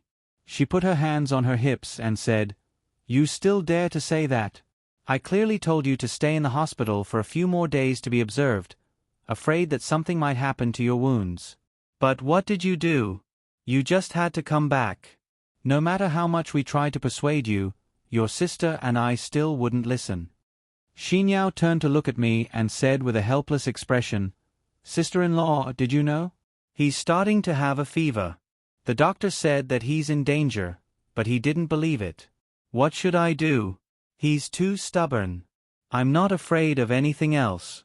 I'm just afraid that if he falls down, what should I do? After saying that, Xinyao's eyes turned red and glistened with tears. Han Hao and I looked at each other. Han Hao looked at Xinyao and said in a soft voice, I think you've misunderstood Suri. The reason he rushed back to your side wasn't because he didn't want to recover, but because he was afraid that you would get hurt, that you would fall into danger again. He was afraid that when he wasn't by your side to protect you, you would be bullied. If that really happened, he would regret it for the rest of his life. Suri, am I right? Han Hao looked at Suri and smiled. Suri stared blankly for a moment. Han Hao, why are you saying all this? He said in a soft voice. He turned to look at Xinyao. Xinyao was also looking at him with tears streaming down her face. Before Su Rui could speak, Xinyao threw herself into his arms and said, I'm sorry, Xiao Rui, I'm sorry, I shouldn't have lost my temper with you. I'm sorry, it's all my fault, I didn't understand your true intentions. I won't be so willful in the future, I must first understand your true intentions. It turns out that you really care about me. I'm really stupid. I was so stupid. Xinyao leaned into Suri's arms. Suri held Xinyao tightly. It seemed this young couple was very happy together. Han Hao and I looked at the two of them. I smiled and said, See? Now it's your turn to show off your love in front of us. Aya, this is so sweet that my teeth are about to fall out. The two of them let go of each other, embarrassed. Xinyao looked at me and said, Aya, I hate you. I love my sister-in-law the most. Xiao Rui and Gij have to take a back seat. I don't care. I love my sister-in-law the most. After saying that, Xinyao rushed to my side and hugged my arm tightly. She leaned on my shoulder. Looking at Xinyao's cute appearance, all of us couldn't help but laugh at the same time.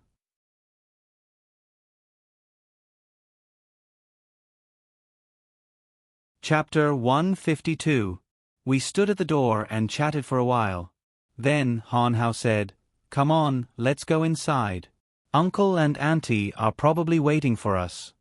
I nodded, and the four of us entered the courtyard. As soon as we entered the house, we saw Duanmu Tachio and Xiao Fengya waiting for us in the living room. When they saw me, they stood up and walked over to me. Xiao Fengya held my hand and looked at me worriedly. Xiaoli, are you okay? Are you feeling unwell? Yao Yao told me that took you to the villa, and your father and I were worried sick. He didn't do anything to you, did he? Did he hurt you? As Xiao Fengya spoke, she pulled my arm and looked around.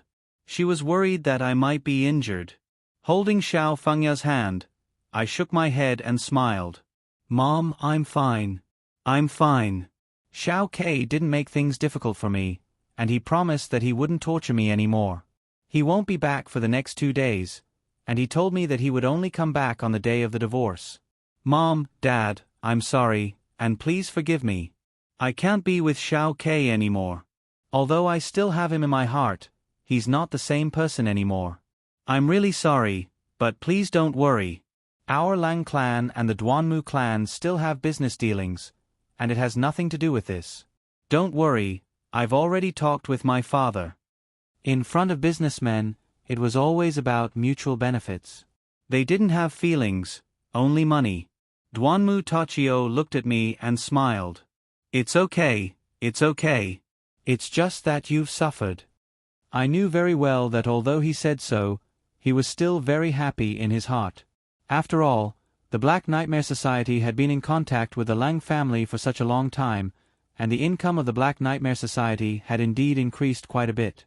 I could see Duanmu Lixiong beaming with joy every day, so I couldn't care less. He could do whatever he liked. I turned to Xiao Fengya and said, Mom, I might have to disturb everyone for 2 more days. I want to stay with Xinyao and chat with her. Let Suri stay with me in the guest room. As for Han Hao, I looked at Han Hao. Han Hao immediately understood what I meant. He looked at Xiao Fengya and Duanmu Tachio and said, Uncle, Auntie, please arrange a guest room for me too. I want to chat with Suri about the game. I've already discussed it with my father. Obviously, Han Hao was very worried about me staying at Duanmu's house. He looked at Duanmu Tachio and Xiao Fengya, waiting for their response. Xiao Fengya looked at Duanmu Tachio.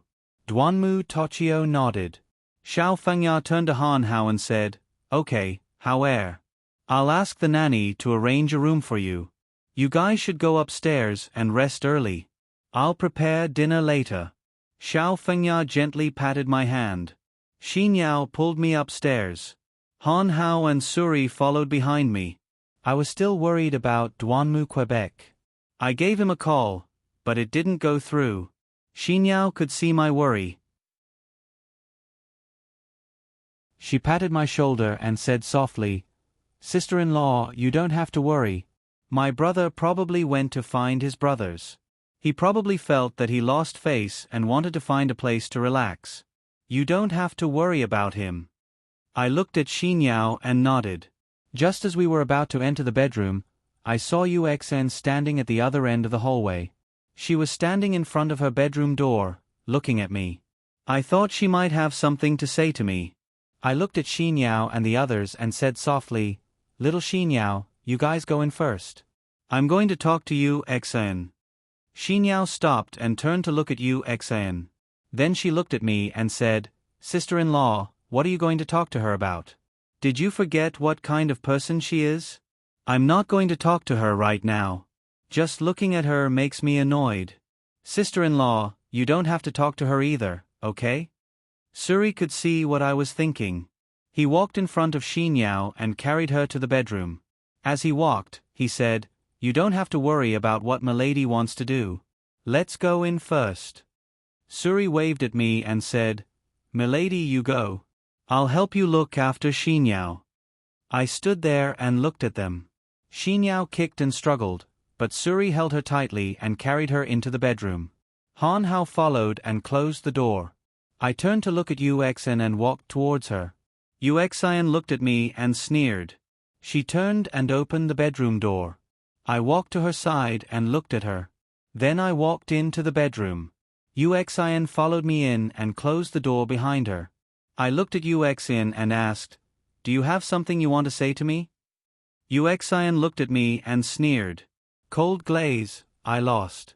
I lost completely. I looked at her in confusion. I didn't understand what she meant. What do you mean?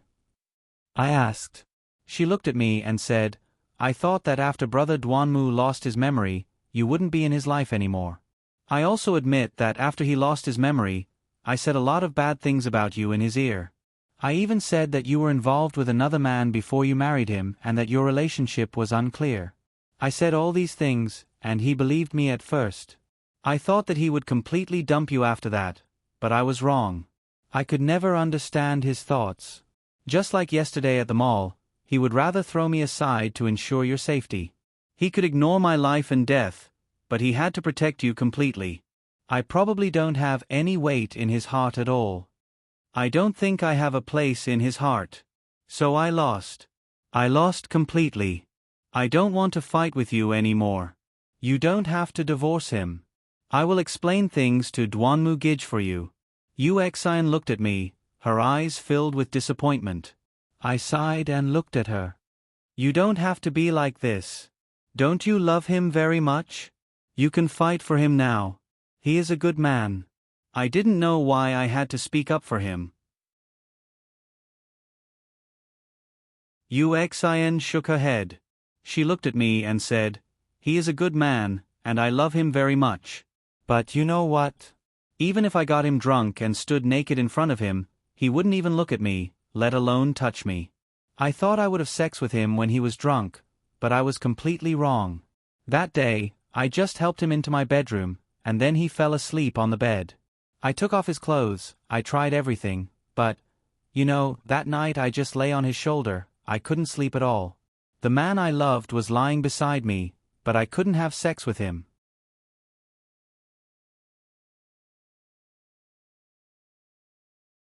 Chapter 153. I looked at Uxin. Obviously, she was very disappointed that nothing had happened between her and Duanmu, Quebec. I sneered and looked at her, saying, you'll have a chance in the future. I'm going to divorce him in 2 days. At that time, you'll be able to get close to him. That way, you'll be closer to your ultimate goal. Uxin sighed and said, forget it, he doesn't have me in his heart. That day, when I saw him pull you away, I knew that he had you in his heart. I tried my best, but nothing changed. So I gave up. That's it. I sincerely wish you 2 happiness together. I won't disturb your life anymore, so don't divorce him. I knew that although Uxin said that on the surface, she definitely didn't think that way in her heart. Even if he doesn't want a divorce, as long as I insist on a divorce, I still have a copy of the contract that he signed. It's useless even if he tears up his copy. Unless the copy in my hands is lost, then it's truly invalid. He probably planned this for a long time. Actually, if I stay by his side, it won't be good for anyone. You should be very clear about the stakes involved. I think in the entire Duanmu family, the only one who truly treats me well is probably only Xinyao. Although these words might hurt Dad and Mom, I'm not afraid to say it in front of you. This is the truth. You should understand. Uxin looked at me. She probably didn't think that I would tell her my inner thoughts so directly. Uxin was stunned. She looked at me and said, I understand what you mean. But whether you divorce or not is your business. I've already completely given up on Duanmu Gij. Although my heart hurts, my intuition tells me that I'll never get him again. I looked at Uxin and said, I don't think you should give up. You should be more persistent with Duanmu, Quebec. Don't you love him? If you love him, you should have him, right? He needs a woman like you who is devoted to him and can help him. You can definitely do that. I believe in you. Uxin looked at me and was even more stunned. She looked at me and said, don't you hate me the most? Why are you suddenly helping me now? I'm not used to you being like this. I let go of Uxin's hand and said with a smile, I wish you 2 happiness. I patted Uxin's shoulder and turned to walk towards the door. As soon as I opened the door, Uxin called out from behind me, Cold Glaze, you've forgiven me for what I did to you in the past, right? I stopped at the door and didn't turn to look at her. I said softly, I'm sorry, but I'll never forgive you for what you did to me. But I'm more assured that you'll treat Duanmu K very well. You'll take care of him wholeheartedly. So, that's it. Other than this, you and I can never be friends. I walked out of Uxin's bedroom and closed the door behind me. I let out a sigh, and my agitated mood gradually calmed down. I walked towards Xin Yao's room. I didn't know how I got there. I knocked on Xin Yao's door. As soon as Xin Yao opened the door, I walked in and directly lay down on the bed. I hugged the pillow and couldn't help but cry. My actions scared everyone. No one knew what happened to me. Han Hao understood me. He didn't say anything and gently found a blanket to cover me. Then, he sat down beside me and gently stroked my hair. Xin Yao pushed Han Hao and softly asked, Han Hao, Gij, what happened to sister-in-law? Why did she cry when she came back? Did you, Xin, bully her? No. I'm going to find her. Suri pulled Xin Yao back and said, Girl, don't get too excited. Milady wouldn't cry because of this. She must be feeling wronged. Don't think too much about it. Milady will tell us if she wants to talk about it. Han Hao turned to Xianyao and Suri and said, Little Xianyao and Suri, you two go out for a walk. I'll stay with her for a while. When she's a bit better, I'll call you back. Han Hao gave Suri a look, and Suri immediately understood. He pulled Xianyao out of the bedroom and probably went for a walk in the garden downstairs. After Xianyao and Suri left, Han Hao looked at me lying on the bed and sighed softly. Little Snowball seemed to have felt something wrong with me. He walked around me and sniffed me from time to time. It seemed like he was worried about me. Han Hao reached out to hold my shoulder and said, Xiao Li, they're all gone. What happened? When we got out of the car, I felt that you weren't in a good mood. What happened? Can you tell me and let me share the burden with you? I shook my head and didn't say anything. Little Snowball climbed onto my body and lay down. He looked at Han Hao and meowed twice. It seemed like Little Snowball didn't want Han Hao to ask me any more questions. Han Hao picked up Little Snowball and held him in his arms. He looked at him and said, Little Snowball, you don't want me to ask Xiao Li any more questions, right? Even if Xiao Li doesn't say anything, I know why she's so sad. She must have given up the man she loves to the woman she hates the most. She can't bear to part with him, but she has nowhere to vent. She can only bury all the pain deep in her heart. But Little Snowball, do you know? I really want to walk into Xiao Li's heart because I love her too. Just like how she loves Xiao Ke, it's a deep love from the bottom of her heart. I didn't know why, but when I heard Han Hao say those words, I felt very sad. He was right. I loved Duanmu Ke a lot, and I did feel bad about giving Duanmu Ke to you Xin. But when those words came out of Han Hao's mouth, it was like rubbing salt on my wound. It hurt so much that it tore my heart apart. I struggled to get up from the bed and sat in front of Han Hao. He was holding Little Snowball and looking at me with a gentle gaze. Han Hao was holding Little Snowball and looking at me with a smile.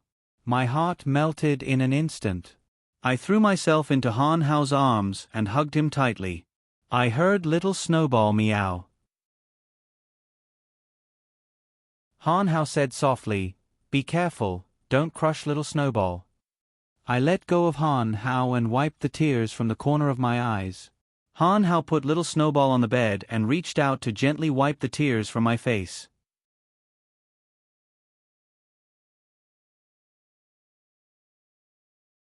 Chapter 154. Han Hao looked at me affectionately and said, Silly, why are you crying? I won't blame you. I know what you're thinking, and I understand the struggle in your heart. You don't have to worry about anything right now. All you need to know is that from now on, you belong to me, Han Hao. You don't have to worry about anything else. I'll be by your side for the next few days. Han Hao held me in his arms, and I reached out to hug him tightly. Han Hao gently stroked my hair and said, All right, don't cry. Haven't I been here all this time? If there's anything that makes you unhappy, you have to tell me. If you can't hold it in, it won't be good for your body, and it won't be good for the baby in your belly. Do you understand? Han Hao kissed my forehead. I leaned into Han Hao's arms and said softly, Lie down with me for a while. I'm so tired. I feel like after I say everything I want to say, I can't take it anymore, okay? Han Hao looked at me and said, I can accompany you, but it's not appropriate to do it in Xinyao's room. Besides, it's not appropriate to do it in Duanmu's house either. Although you and Xiao Ke have already agreed to divorce, isn't it still not appropriate to do it? I sighed and said, All right. I was still lying in Han Hao's arms. It really wasn't appropriate. After all, this place didn't just belong to the two of us. I let go of his arms and lay down on the bed. I turned around and picked up Snowball. I held him in my arms and played with him. My mind was full of what Duanmu Ke had said to me. Han Hao sat next to me. He gently tucked me in and sat down next to me. I didn't say anything to him. I didn't know how to tell him, so I chose to remain silent. Silence was the best way for me to escape from this situation. For the next 2 days, it was very peaceful at Duanmu's house. Everyone treated me very well. Even Yu Xian's attitude towards me was completely different from before. I used my weak body as an excuse and didn't eat with everyone.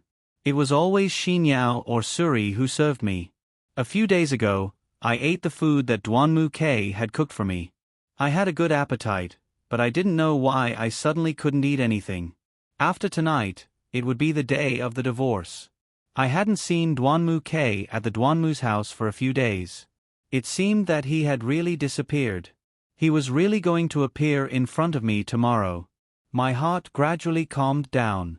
I just wanted to spend the night peacefully and complete the big thing that I had to do tomorrow.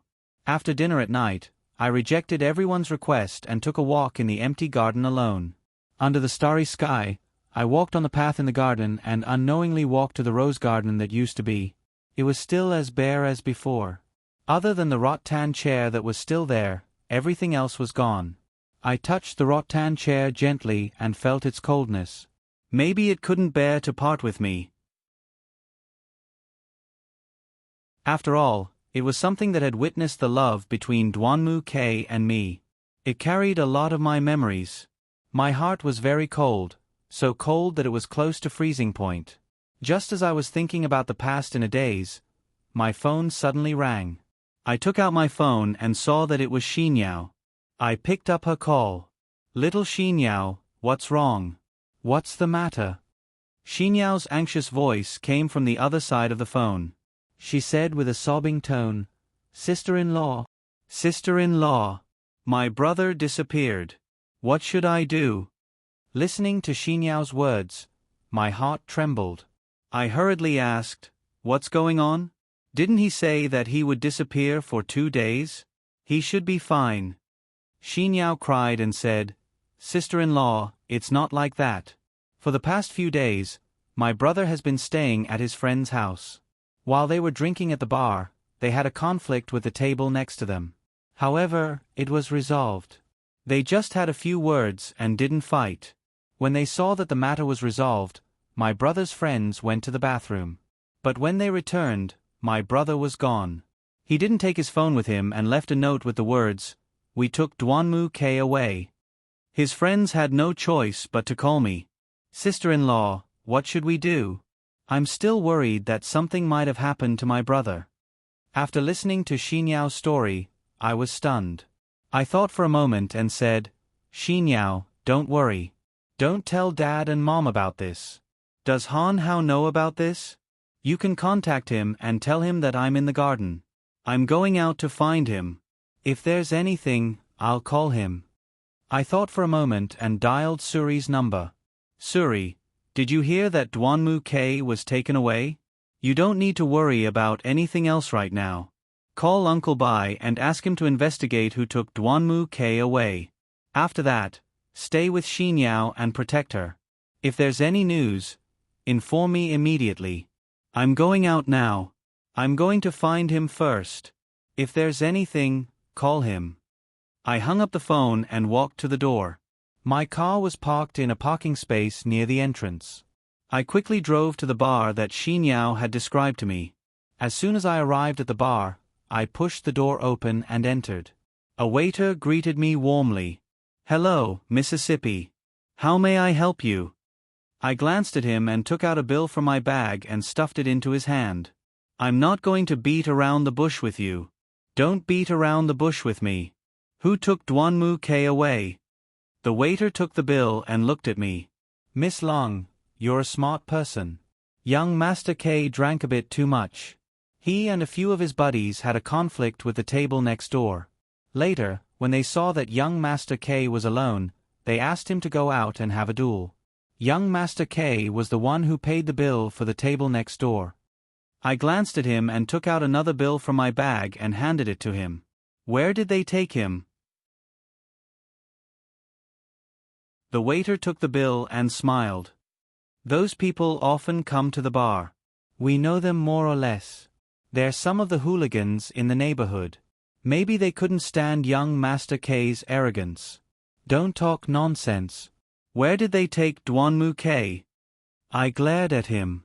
He was so scared that he trembled and took a step back. The waiter said quietly, "They took them to the basketball court 2 streets away. That's their base." I glared at him and turned to leave the bar. As soon as I left the bar, I received a call from Suri. Suri said, "Miss, we've already investigated. They're just some hooligans. They don't have any background and they're not our people. How do you want to deal with this?" "I'm on my way there. Arrange for a few people to come over." "I can't move right now." I hung up the phone with complicated feelings.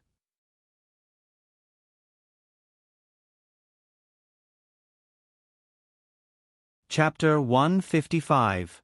I arrived at the basketball court the waiter had told me about. From a distance, I could see a few people standing in the corner of the court. It looked like a person was lying under their feet. I thought, could it be Dwanmu K? I quickened my pace and walked into the court, walking towards them. I walked closer and saw that they were gangsters. The person lying on the ground was Dwanmu Quebec. His body was dirty, and his face was stained with blood. It looked like he had been beaten up by them. I clenched my fists and looked at them. They were still standing there, pointing at Dwanmu K and saying something. I calmed myself down and clenched my fists.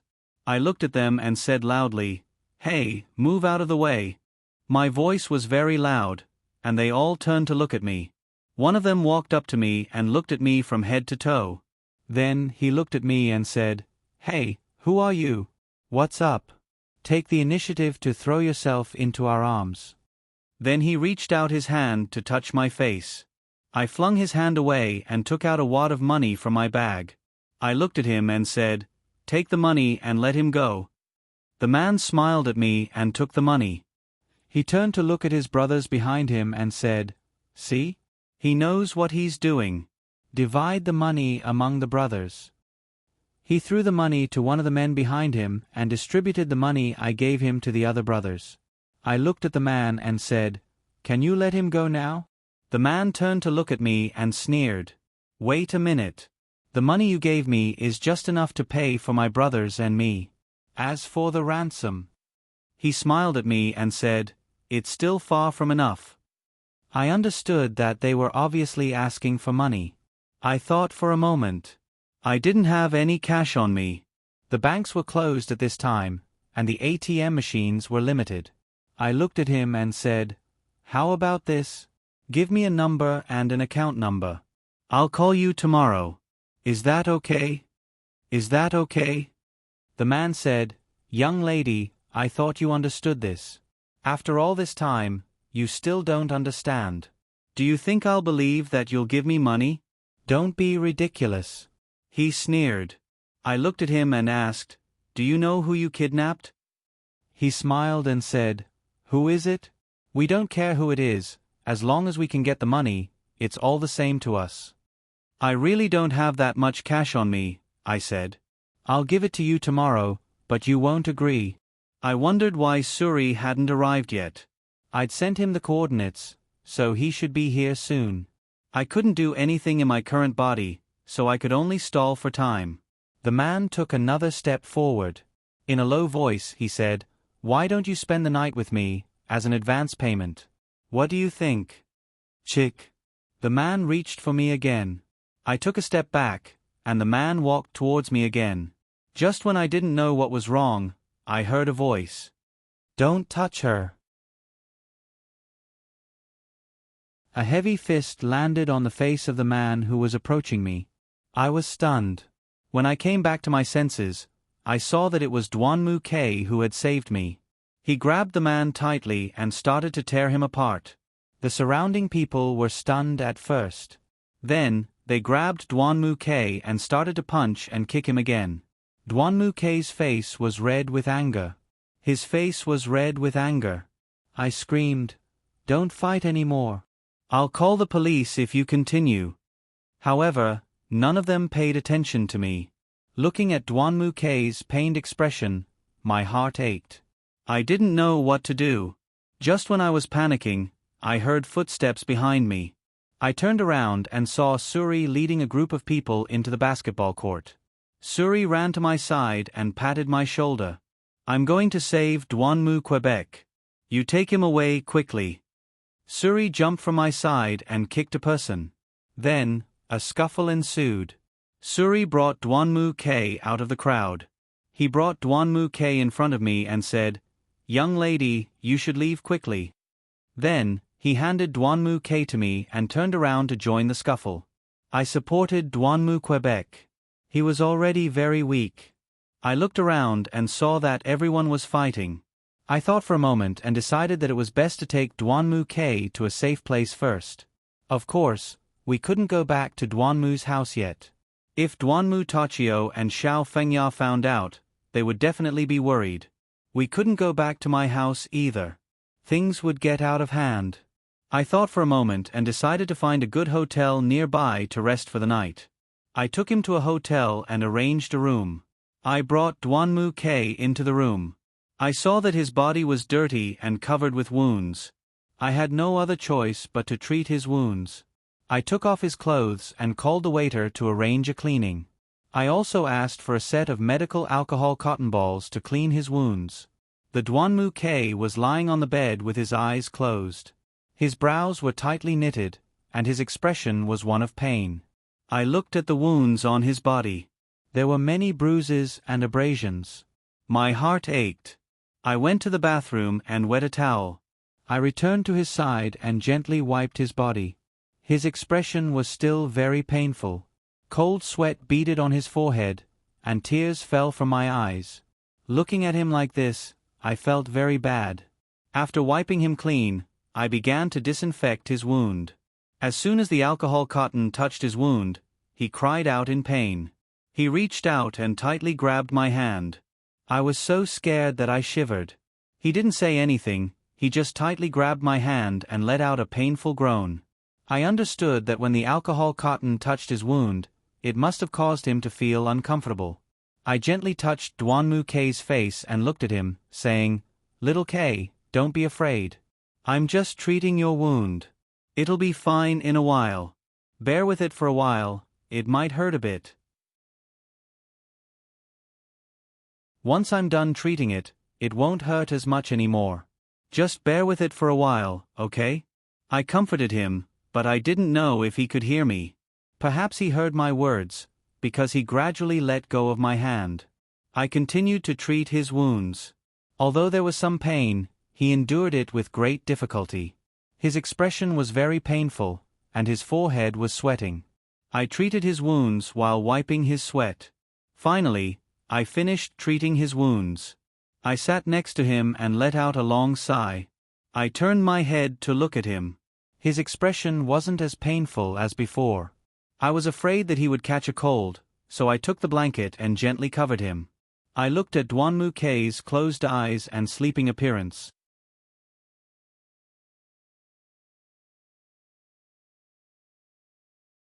Chapter 156. It was hard to imagine that we would be divorced the next day. I used to love him so much, but now we were facing the moment of separation. I didn't feel good about it. I didn't know how long I had slept, but I suddenly felt someone touching my head. This feeling grew stronger and stronger, and it didn't feel like a dream. I immediately woke up. I raised my head and saw Duanmu K looking at me with his eyes wide open. His hand stopped in midair. It turned out he was touching my hair. I sighed and patted my chest lightly. "You scared me to death. I thought it was those people who rushed in." Duanmu K lay on the bed and looked at me. His expression was gentle. I came back to my senses and looked at him. "Are you thirsty?" "I forgot. Let me get you some water." I picked up the glass and poured Duanmu K a glass of water. Then, I helped him up. He held the glass and drank it in a few gulps. It seemed he was really thirsty. I looked at him and asked, "Do you want another glass?" Duanmu K looked at me and shook his head. I put the glass aside and placed a pillow behind his back. Duanmu K looked at me and asked, "How long did I sleep?" I looked at him and said, "You didn't sleep for long. Does your wound still hurt? There aren't many things here, and I didn't dare to take you to the hospital. If someone took advantage of the situation, I wouldn't be able to protect you." Duanmu K looked at me and sneered. "Thank you. And, I'm sorry. I've caused you trouble and made you worry. I smiled and shook my head. Just then, my phone rang. I took it out and saw that it was Suri. I answered the call. Suri, how's it going? Don't worry, Miss Xiao. Those hooligans aren't our opponents. I didn't hand them over to the police. I directly went to the Red Ming Hui and interrogated them. They said that it was because of the conflict in the bar that they thought of kidnapping. At first, they just wanted to beat them up and rob them. But since Miss Xiao was there, they wanted to extort more money. They didn't know that they were provoking the Red Minghui's miss and the Kurosawa's young master. When they found out, their legs turned to jelly, said Suri.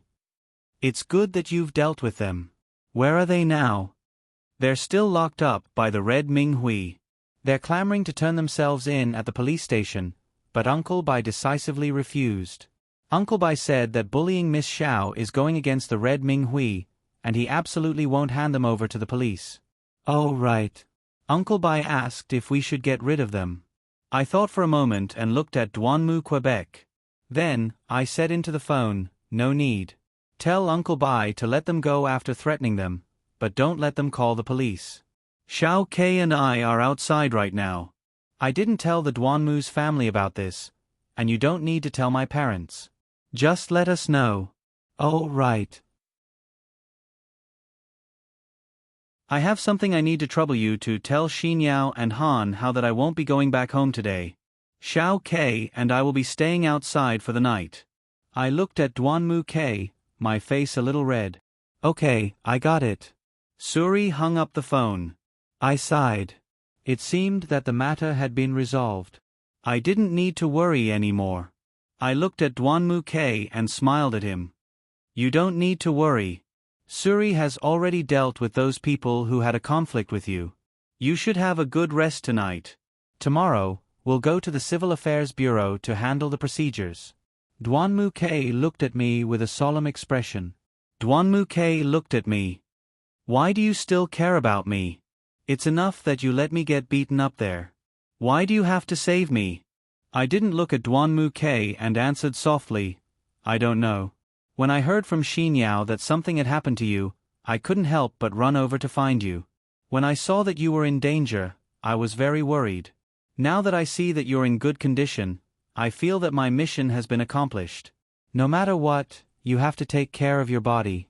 You still have your family, your brothers, and your friends.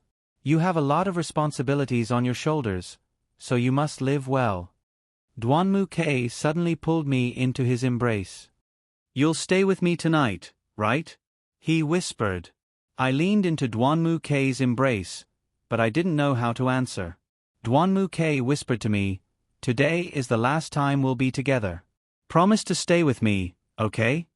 I heard Douanmu Kei's heartbeat. It was very fast. I thought for a moment and nodded. I lay in Douanmu Kei's embrace. He leaned against the headboard and hugged me tightly. He gently stroked my hair but didn't say a word. I listened to his heartbeat and asked softly, does your wound still hurt? Douanmu Kei stroked my hair. It doesn't hurt anymore. It's just that. Just what? It's just that you're wearing clothes, and I don't feel comfortable hugging you. Can you take them off? Douanmu Kei looked at me as he spoke. My face heated up, and I didn't know what to do. Before I could react, Douanmu Kei had already started taking off my clothes. I didn't even have time to struggle before Douanmu Kei stripped me naked. I subconsciously grabbed the blanket to cover myself. Douanmu Kei looked at me and smiled. He snatched the blanket from my hands and hugged me again. My heart was beating very fast.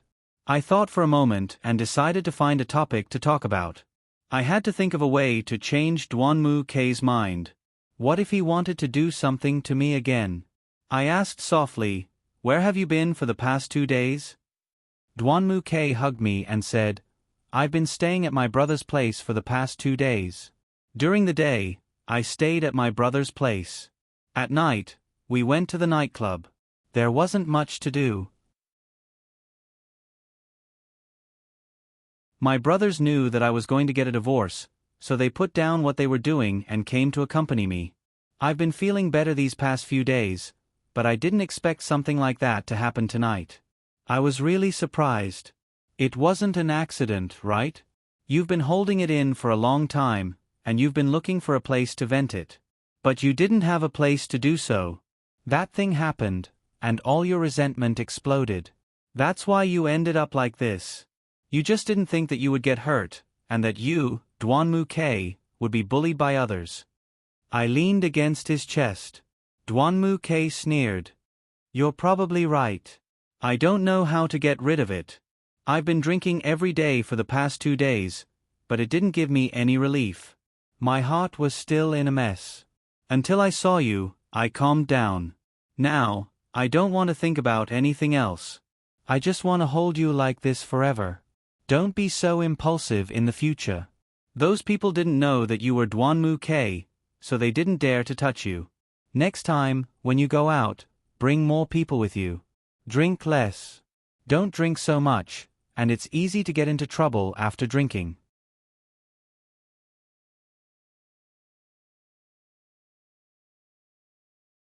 Chapter 157. Duanmu K hugged me tightly and said softly, My brothers always say that a woman is a burden after marriage, but it's different from what they say. No one around me has ever said that to me like you, not even my parents. They never care about my affairs. I lowered my head and thought for a moment. There will be more in the future, I said. Duanmu K seemed to be stunned. As soon as I finished speaking, I regretted it. I really had touched a sore spot. Duanmu K sighed. He looked at me and said, There may be one in the future, but it won't be you. I sat up in his arms and looked at him. I didn't beat around the bush and said directly, Yuxian is very good to you. She has always loved you. She also wants to be with you.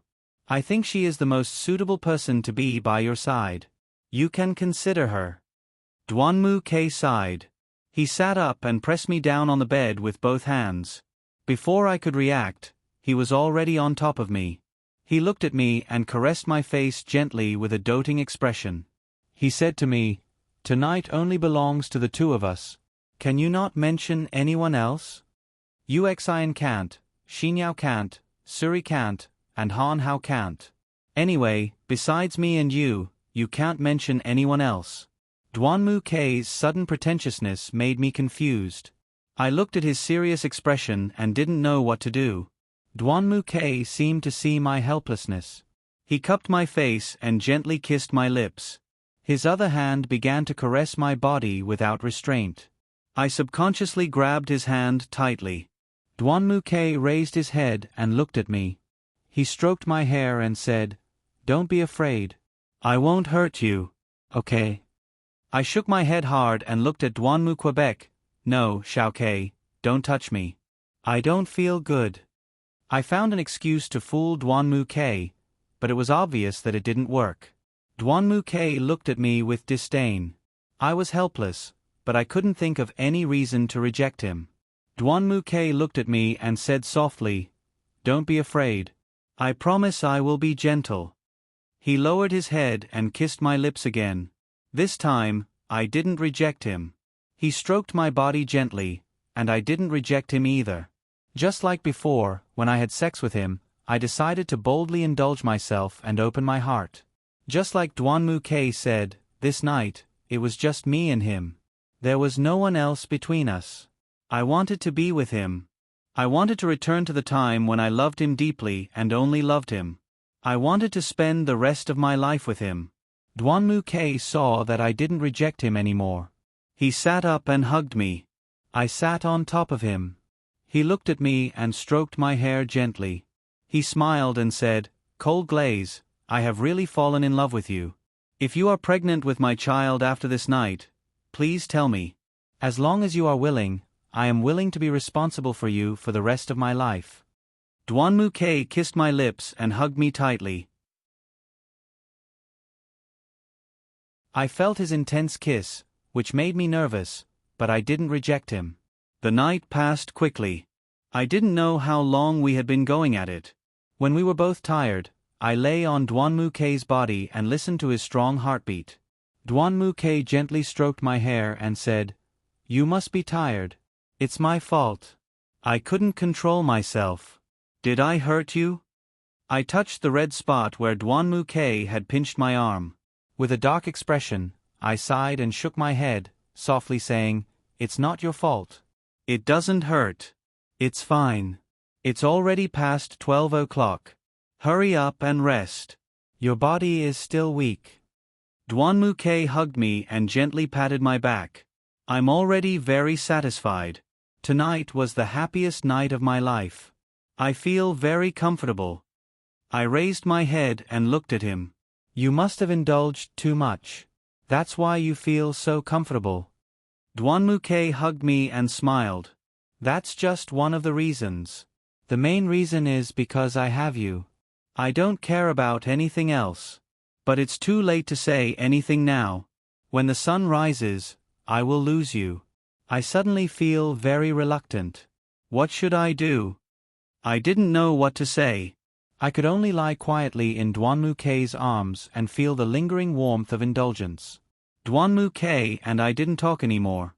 I lay in his arms and fell asleep. It was a deep sleep, but it was a good sleep.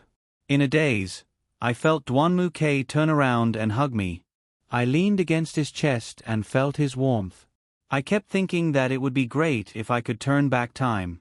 That way, I could return to the happiest time I had with Duanmu Quebec. When I woke up, Duanmu K was on top of me. He looked at me and gently played with my hair. When he saw that I was awake, he immediately kissed my lips. Then, he looked at me and smiled. "Good morning." I rubbed my eyes. I still hadn't woken up. I looked at Duanmu K with a confused face. Looking at his smile, I smiled too. I held his face and kissed him gently on the lips. Duanmu K was stunned at first. Then, he looked at me and stroked my hair, smiling brightly. I turned to look out the window. The sun was high in the sky. I turned back to Duanmu K and said, "It's late. We should get down to business." I got up from the bed and sat there looking at Duanmu Quebec. He looked disappointed. I gently patted Duanmu K's back and said, "Don't be like this. Didn't we agree that everything will be fine? Everything's going to be okay. Take it easy. Let's go." I reached out and hugged him tightly. Duanmu K turned around and hugged me. I could feel his disappointment. He hugged me and said softly, "Okay. Pack up. Let's go." Duanmu K and I packed up and left the hotel. The two of us drove to the Civil Affairs Bureau. We didn't talk on the way. I knew that he couldn't bear to part with me, and I couldn't bear to part with him either. However, I couldn't get over the hurdle in my heart. I decided to divorce him. When we arrived at the Civil Affairs Bureau, Xinyao, Suri, and Han Hao were already there. We parked the car and got out. Xinyao ran to me. She held my hand and said sadly, "Sister-in-law, were you and my brother okay yesterday? Are you sure you want a divorce? I can't bear to part with you. What about you? Don't divorce, okay? If you leave, there will be no one to talk to in this family."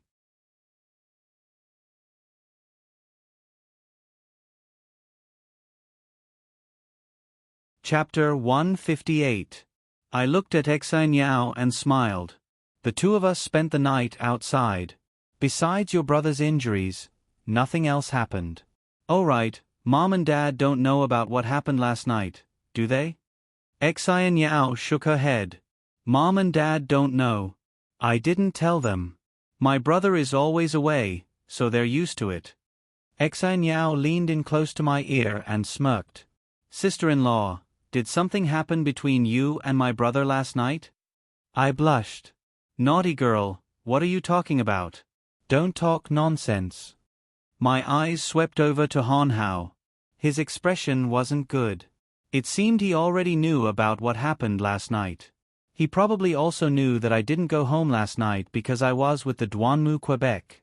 My heart suddenly felt uncomfortable, but I didn't know how to tell him. Han Hao walked in front of me. Looking at me, he said to Xinyao, "Xinyao, I want to talk to Shaoli. You go over there first." Xinyao nodded and left. I looked at Han Hao. I knew what he wanted to say to me. I wanted to take the initiative to speak, but I didn't know how to.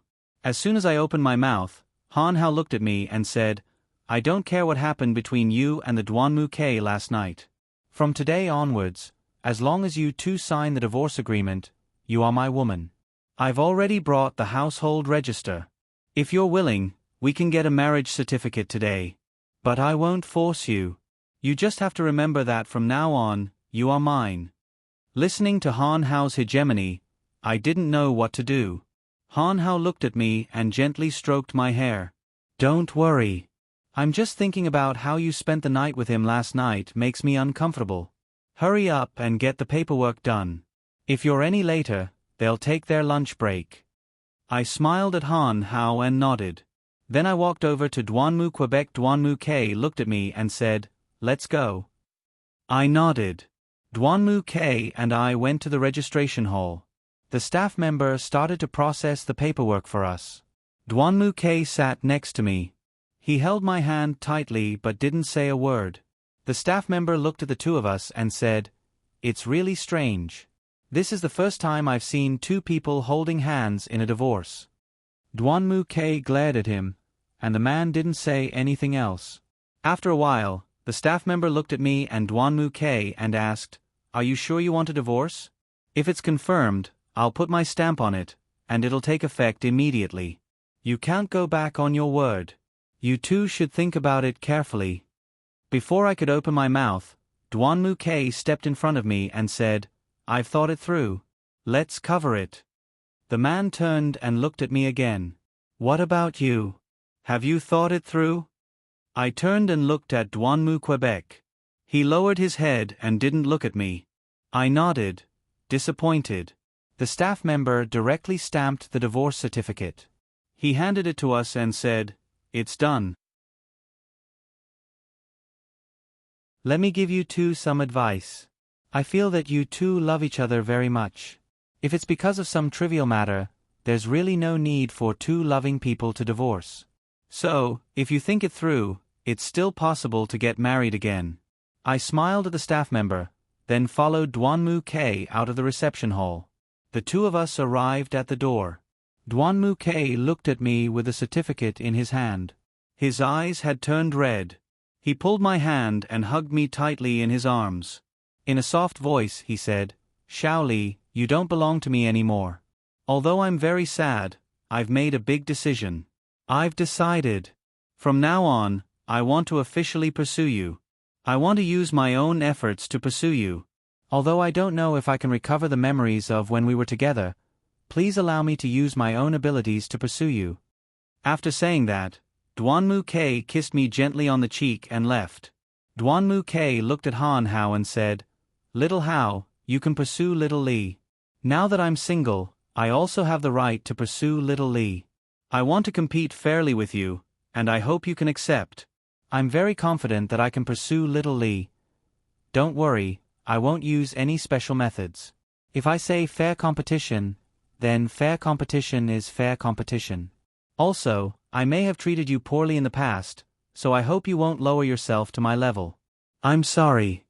After saying this, Duanmu K patted Han Hao's shoulder and left. I walked to Han Hao's side and looked at him.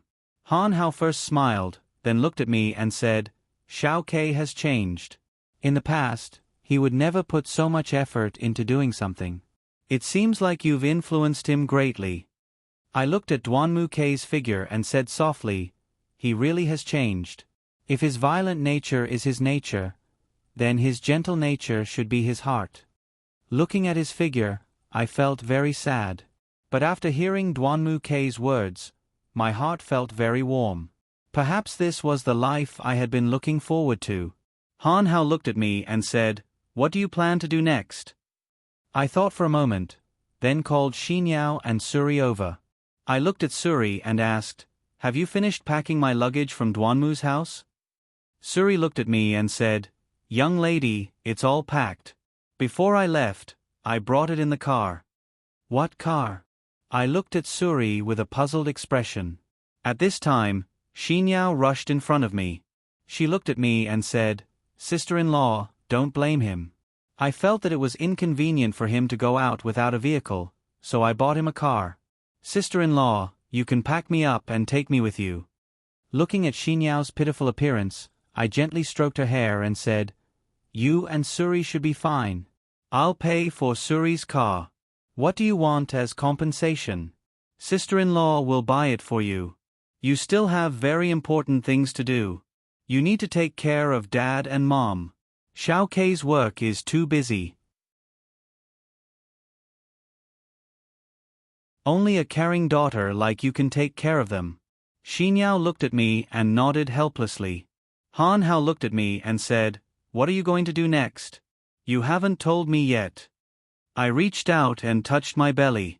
Looking in the direction where Duanmu Kei's figure had disappeared, I softly said, I'm going to go home and tell Dad and Mom. Then I want to go back to America and give birth to the child. What? Heavens! Sister-in-law, you're pregnant? When did this happen? Why didn't you tell me? If you told me, we wouldn't have gotten a divorce. Does my brother know about this? No, he shouldn't know. If he knew, he wouldn't have agreed to the divorce. Xinyao stared at me in disbelief.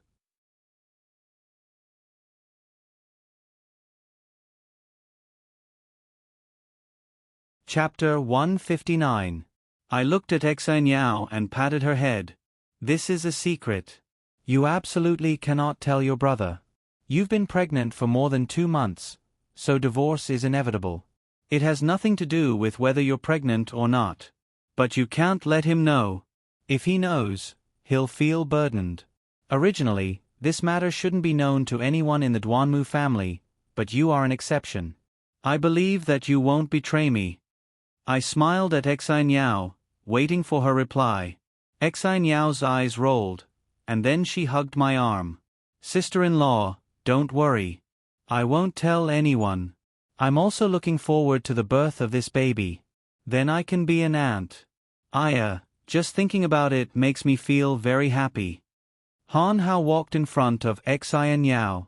Looking at Xinyao, he said unhappily, Can you stop calling her sister-in-law? She already divorced your brother. Now she's alone. You're making me unhappy. Han Hao looked at Xinyao and bluntly said his true thoughts. Xinyao looked at Han Hao and froze for a moment. Then she laughed and said, Haha, Gij Han Hao, you're jealous. It's not wrong for me to call her sister-in-law. If she's with you, won't I have to call her sister-in-law? Okay, if you don't want to listen, I'll call her Jie. Don't be angry. Your angry face is so weird. It's so funny. After saying that, Xinyao couldn't help but laugh again. Han Hao's face turned red. He looked at Xinyao with a weird expression. I also couldn't help but laugh. Han Hao looked at me and also laughed. He helplessly shook his head. The few of us stood in front of the Civil Affairs Bureau and laughed. After that, Suri and Xinyao left. The two of them said that they were going to pick up Suri's little sister from the hospital. Then they would take Xinyao back to the Duanmu family. Finally, Suri would take his little sister back to my house. Han Hao took me back to my house first. Han Hao drove very slowly. He was focused on driving and didn't look at me. But I knew he had a lot of questions to ask me. I looked at Han Hao's side profile. My heart was in a mess. I wanted to ask him something, but I didn't know what to say. After thinking about it, I looked at Han Hao and said, Thank you for your hard work. You came all the way here to pick me up. Thank you. Han Hao didn't look at me. He just said coldly, Next time, don't thank me for something like this. It's what I should do. As your soon-to-be boyfriend, it's my duty to escort you home safely. So, next time, don't thank me for something like this. I'll feel like you're treating me like an outsider. Hearing Han Hao say that, I almost choked.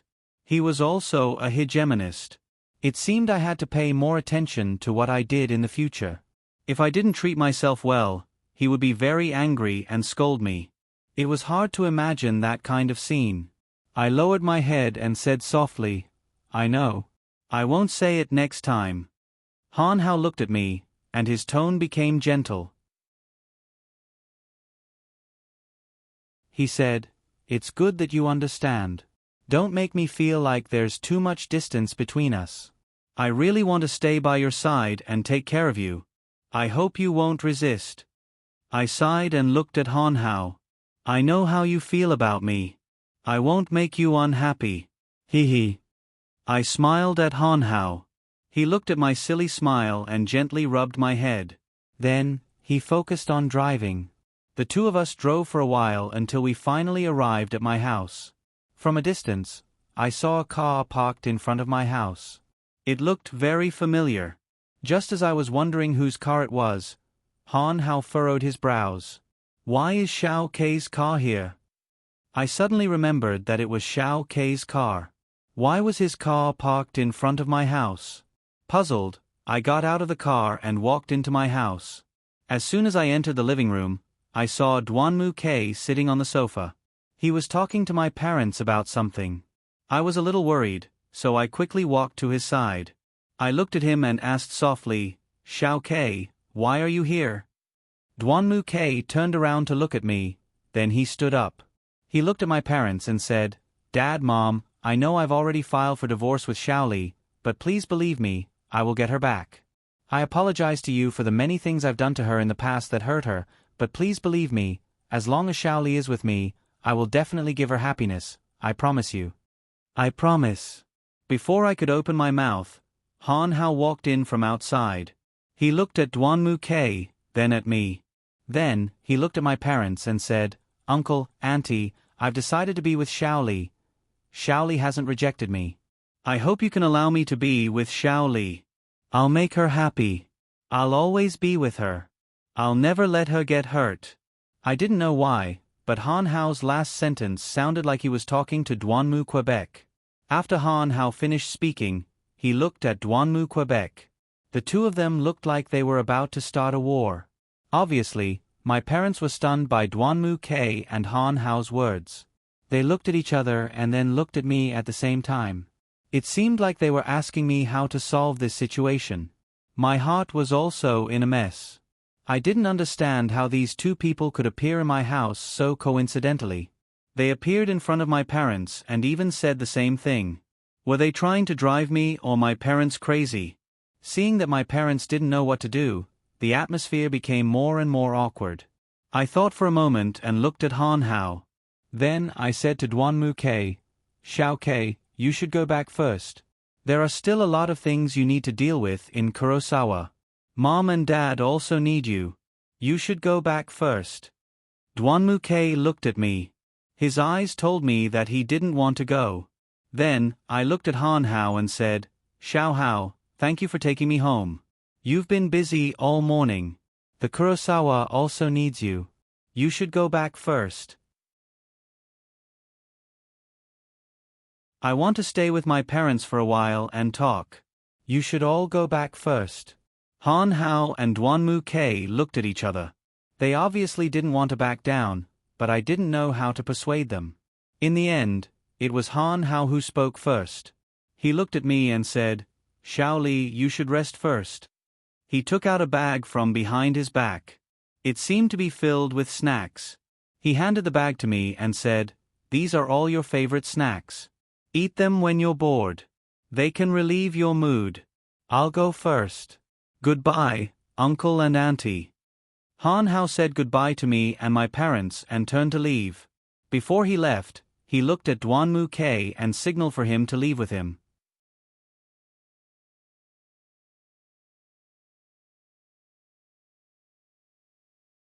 Chapter 160. Duanmu Kei looked at Han Hao, then at my parents. "Dad, Mom, I'm leaving too." Then he took out a bank card from his shirt pocket and placed it on the table. "This is a small token of my appreciation. Dad, Mom, and Xiaoli can take it. I'm leaving, but I'll come visit again." With that, Duanmu Kei turned and left. Watching the two of them leave, I shook my head helplessly. At this time, my mother walked to my side. She took my hand and said, "Lier, you're back. I didn't even have time to talk to you before those two kids knocked me out." I held my mother's hand and looked at her. "Mom, how long has Xiao Kei been here?" My mother looked at the time, then at me. He's been here for a while, and he's told us a lot about his time with you. He also admitted to his mistakes and said that he shouldn't have treated you that way. His attitude was very sincere. I saw that he was sincerely apologizing, so I let him sit down. But I didn't expect that he would start talking about pursuing you again, and that he would rely on his own abilities to win you over. Your father and I were confused, and we didn't know what he meant. Your father and your father don't know what to do. I sighed and looked at my mother. Mom, it's okay. Just let him be. I might have to stay by your side for a while. You and Dad won't dislike me, right? I looked at my mother and smiled. My mother shook her head and touched my belly. How could we? Your father and I have been waiting for you to come back. How's the baby? I heard from Dwanmu K that you went out with him last night. Did you have sex? How could you not know how to control yourself? What if you hurt the baby? Hearing my mother say that, I cursed Dwanmu K in my heart. That idiot, even running over to my parents to tell on me. I smiled and looked at my mother. Mom, it's okay. The baby is healthy. I looked it up on the internet. It's okay to have sex with the baby. He wasn't too rough, and was quite gentle. He didn't hurt me. My mother nodded. That's good. Do you want to go upstairs and rest for a while? I've already prepared a room for you. Are you hungry? I'll get you something to eat. I took her hand and sat down on the sofa. I looked at her and said, Mom, don't be busy. I'm coming home, not a guest. I can do it myself. You and Dad can sit down and chat with me. I haven't talked to you in a long time. I miss you. I leaned on her shoulder, and she gently stroked my hair. I lifted my head to look at my father. His expression was solemn. It seemed he was upset. I looked at him and asked, Dad, what's wrong? Is there something that makes you unhappy? My father looked at me and said, Leah, it's not that I want to scold you, but you just finished the divorce procedures. Why are you directly coming to propose marriage? Also, tell me, who do you like? If you like Han Hao and want to marry him, I'm prepared to withdraw all of my shares in the Dwanmu family. This is also a kind of protection for you and our family. I looked at my father, and he brought up a question I didn't want to think about. I sighed and was just about to answer when my mother seemed to see that I was unhappy. She looked at my father and said, Dad, the child just came back, and you're already asking this and that. This is a home, not a company. Don't talk about your career at home. I don't want to hear about it. Also, the child is pregnant, and she was injured a while ago. Her body is weak. Why are you talking about her like that? Is she still your biological child? If someone wants to pursue Leah, then let him. That proves that our Leah is very charming. What are you afraid of? No matter if it's Xiao Ke or Xiao Hao, to be honest, won't they all help your career? Don't say so much. If I hear you say such things to Leah again, don't blame me for falling out with you. My father was stunned by my mother's words. He sat there in a daze, looking at my mother and me. For a moment, he didn't know what to say. After a while, my father shook his head. He looked at my mother and said, Forget it, forget it. I'm afraid you'll throw a tantrum at me. I'll do as you say. I don't care. I'm going to the study to read. Then he stood up and walked to the study. My mother looked as if she had won a battle. She looked at my father's back and said, Go. I've put the medicine on your table. Remember to take it. I'll call you when it's time for dinner. After my father walked into the study, my mother turned to look at me and said, Leah, don't listen to your father. He never thinks before he speaks. It's not like you don't know that. He doesn't mean it. Just stay at home. Mom will take care of you. My mother gently patted my back. My heart felt warm. With such a warm embrace, my heart didn't feel so cold anymore. After chatting with my mother for a while, I went upstairs to rest. When I returned to my own bedroom, I recalled a time when Dwanmu K had come to my house to accompany me during my confinement period. It was just like what had happened not too long ago. However, Things had remained the same, but the people had changed. Now, I was the only one left here. My heart no longer had the worries that I yearned for day and night. Instead, it was empty. I thought of the question my father had asked me: who do I like? Who do I want to choose? Actually, I didn't know. Every time I faced this question, my heart would be in a mess. It was so messy that I couldn't breathe. But I still didn't know who I should choose. I decided not to think about it anymore. My most important task now was to take care of the baby and give birth to him. He had become my only hope. I lay on the bed and took a nap. It wasn't until the nanny came upstairs and knocked on the door to tell me that it was time to go downstairs for dinner that I reluctantly got up from the bed. I tidied up and walked out of the bedroom. I walked to the dining room. Before I even reached the dining room, I felt an awkward atmosphere in the living room.